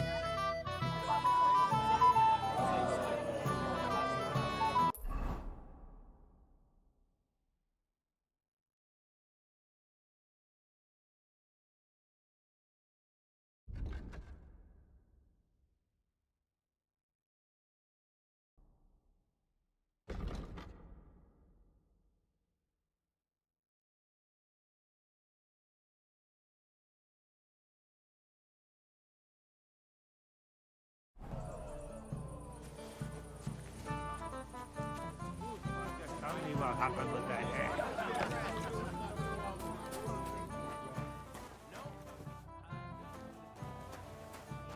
Start drinking too, or you'll cause trouble.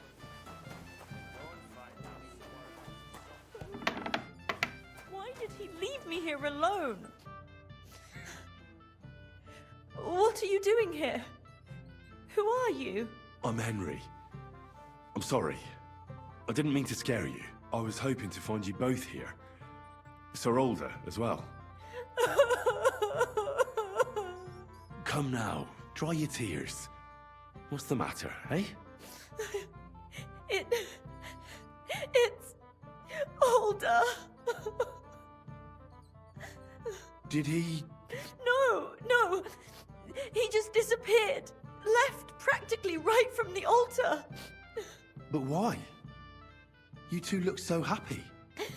I was hoping he'd stay at home more after we were married.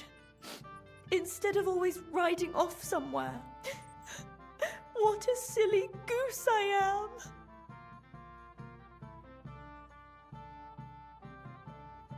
What was so urgent that it couldn't wait until morning? I don't know. He didn't tell me, but he often rides off in a hurry. Didn't he at least tell you when he'd be back? No. Sometimes he comes back in the evening. Sometimes he's gone for days. He doesn't want to talk about it at all.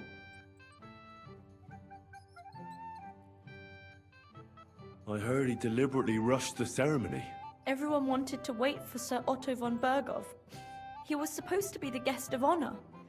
But Alder was on edge all day. Especially after that messenger arrived. He got impatient and said he wanted to have the ceremony right away. What messenger? He didn't carry any Lord's colours, just a rider. He came in, exchanged a few rushed words with Alder, and then rode off again. And a little while after the ceremony, Alder rode off too.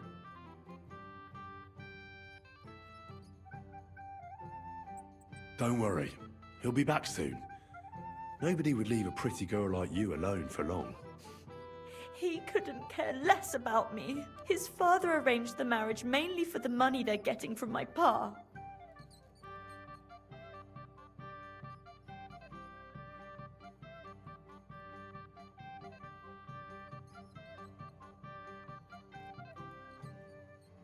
I think he really loves you. During the ceremony, he was gazing at you like an apparition of the Virgin Mary. Then why would he disappear right after? I'm probably the only bride ever to be abandoned at her own wedding. I'll be a laughing stock. Oh well, I've already cried buckets. I could use a drink. How about you?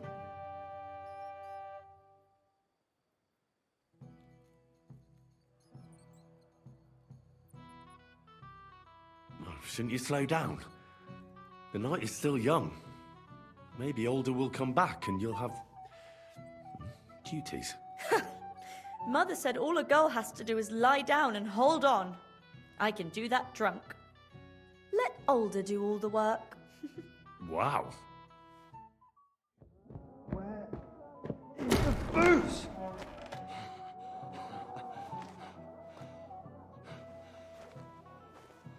Oh, fucking hell! It's you again! Oh, fight! Fuck off me! You wanna fuck the bride, huh? That's not what you think! Hug that, it should get shredded. What are you doing, you drunken fool?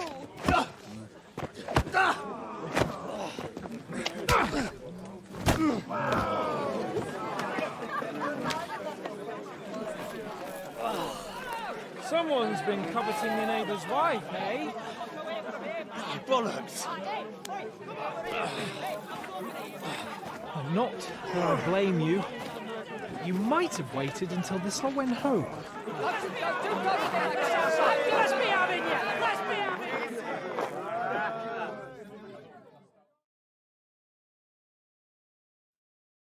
Fuck you, whoreson!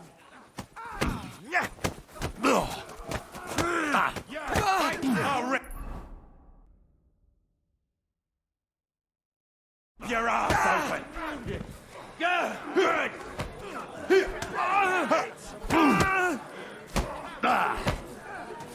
Nice hit! Take that fucker out! Once more,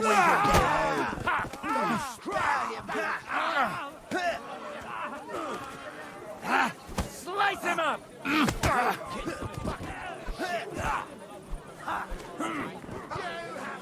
Yeah! Don't spare him! Nice!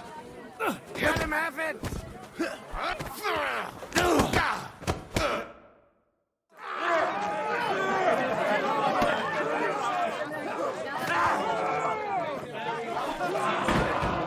Quickly, for the love of God, sort out this rabble before they turn everything into firewood!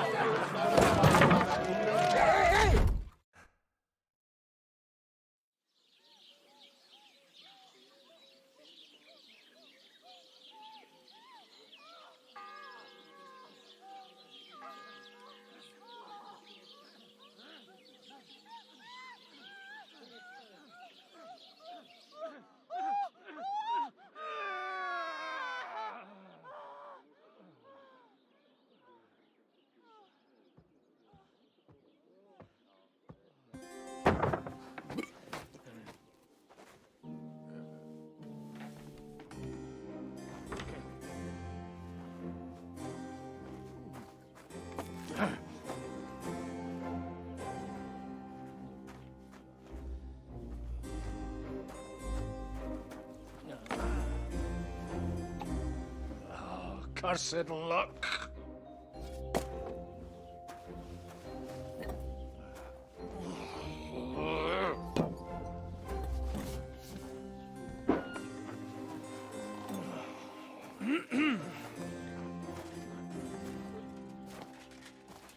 Well.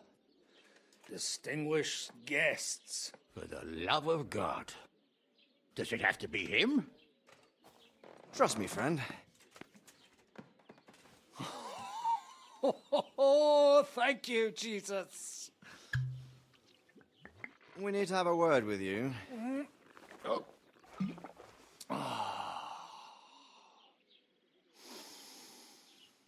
Would your graces care to sit? I think not. What brings you to my humble rectory, gentlemen? Are you all packed, Godwin? I heard you got kicked out of your humble rectory. So who do I owe that to? You wouldn't have had anything to do with this, would you, Hanush? You've no one to thank for that but yourself, Godwin.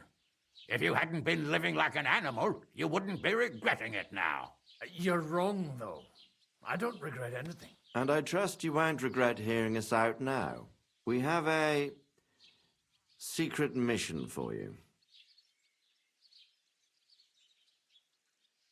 Secret mission?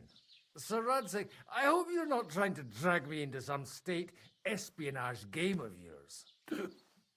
Somehow, over the years, I fell out of the habit of being inconspicuous. You buffoon! Let his lordship finish! Do you know about Lord Capon's mission? Aye.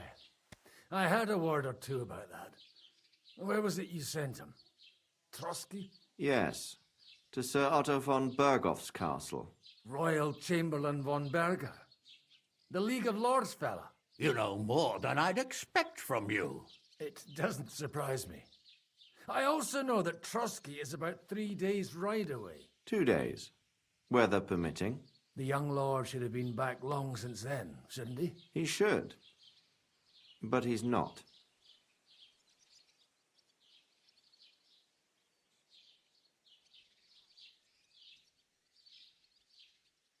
And now you want me to find out why he's not here yet.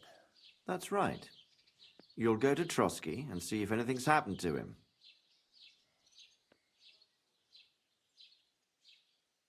Why me? Honestly, I'd like to know that too, Radzig. Why this fellow? He has experience like few others. You know that, Hanush. And not just in combat. Although he might not look like it at the moment, he is from a noble family. So he knows how to deal with nobility. What? You're saying this scoundrel in a cassock is blue-blooded? It's true. And he also understands the common people. Since we don't know what's holding Capon up, we need someone who can deal with whoever he comes across. I hope you're right. So what do you say, Godwin? How could I say no after such words of praise? Well, that went better than I expected. Oh, don't get ahead of yourself. I won't rest until my nephew is safely back in Perkstein. When should I go? Right away.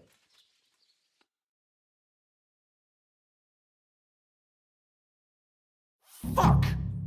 Did they have to lock us up in here of all places? I have a feeling these walls are moving. The cell is getting smaller and smaller. Can you hear me? Let me out! Hey! Hear me! Oh, give it a rest. No one's come in. I feel like we're going to be crushed here. Don't worry, we won't. Any crushing will be done later by the executioner. Oh, what a relief to hear that. Listen here, Henry. I wanted to say, well, that I'm glad to see you again. Henry?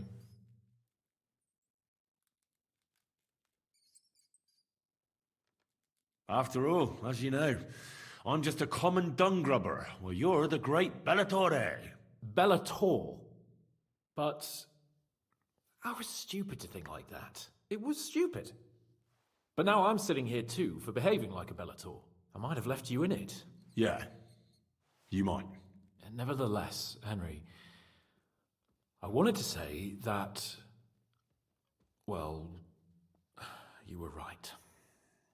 I behaved badly. Awfully. All right. I accept your apology. All water under the bridge, eh? Old pal. Thanks. So, what were you getting up to the whole time, anyway?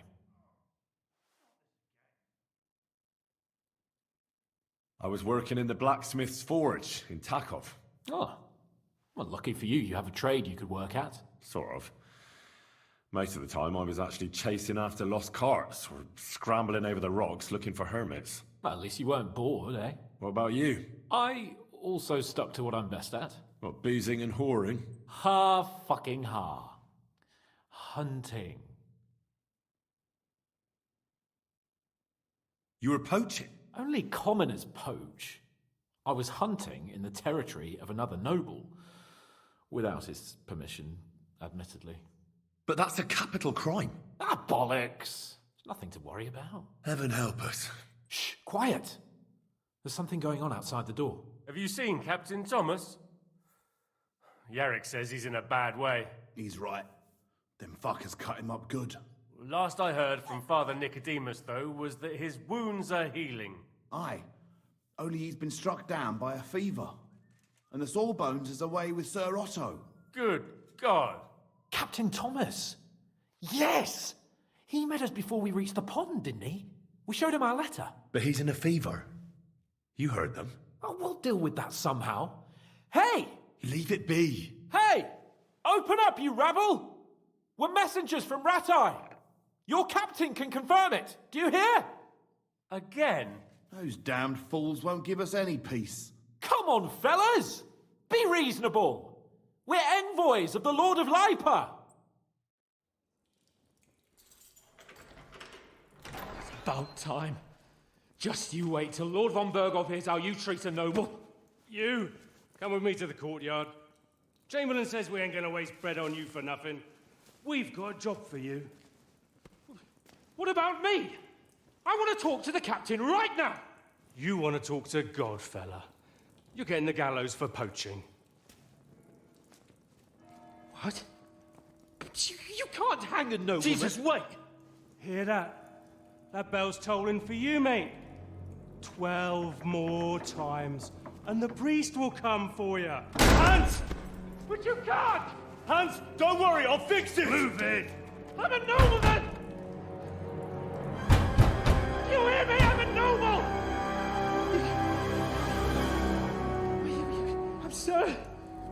I'm Sir Hans Capon of Bergstein.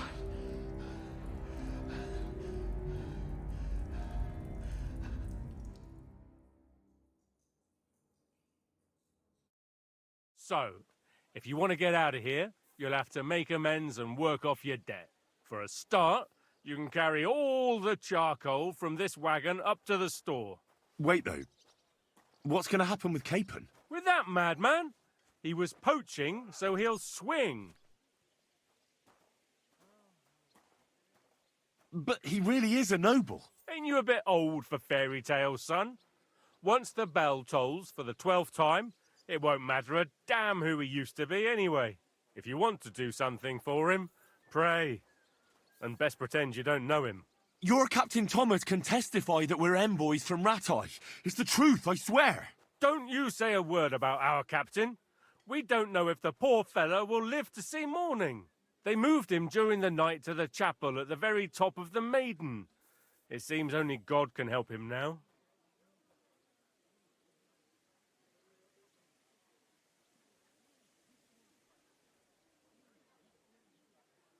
Why did they move your captain to the chapel? All that way up? So he'd be closer to God.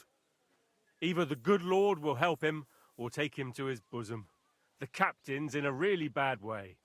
And our Sawbones is away with Lord von Berghoff. What about my things? You took everything away from me. That's what happens to people in jail. When we set you free, you'll get your stuff back. In the worst case, we might keep something to cover the damages you caused at the wedding. Got it? Got it. Do you always ring the bells before an execution? Aye, it's a local custom. They say back in the past, the local lord slept through a scheduled execution, and they had to release the condemned man. Don't worry, that won't happen today.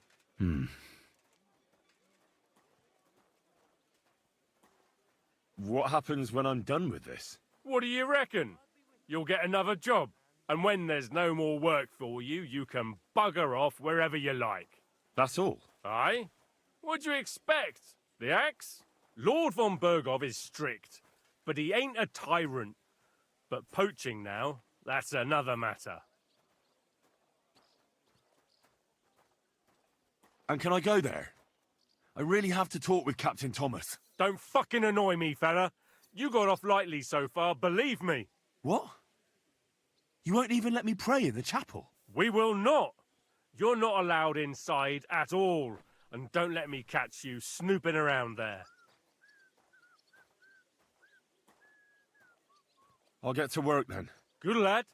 The store's up by the gate to the inner bailey. Orsina the blacksmith is idling around somewhere there. He'll think up some job for you. Or go down to the outer bailey where they're building the scaffold near the gate. They'll be working up there for sure. And no wandering around where you're not allowed. Don't stick your nose inside the castle. Got it? Yeah. Got it.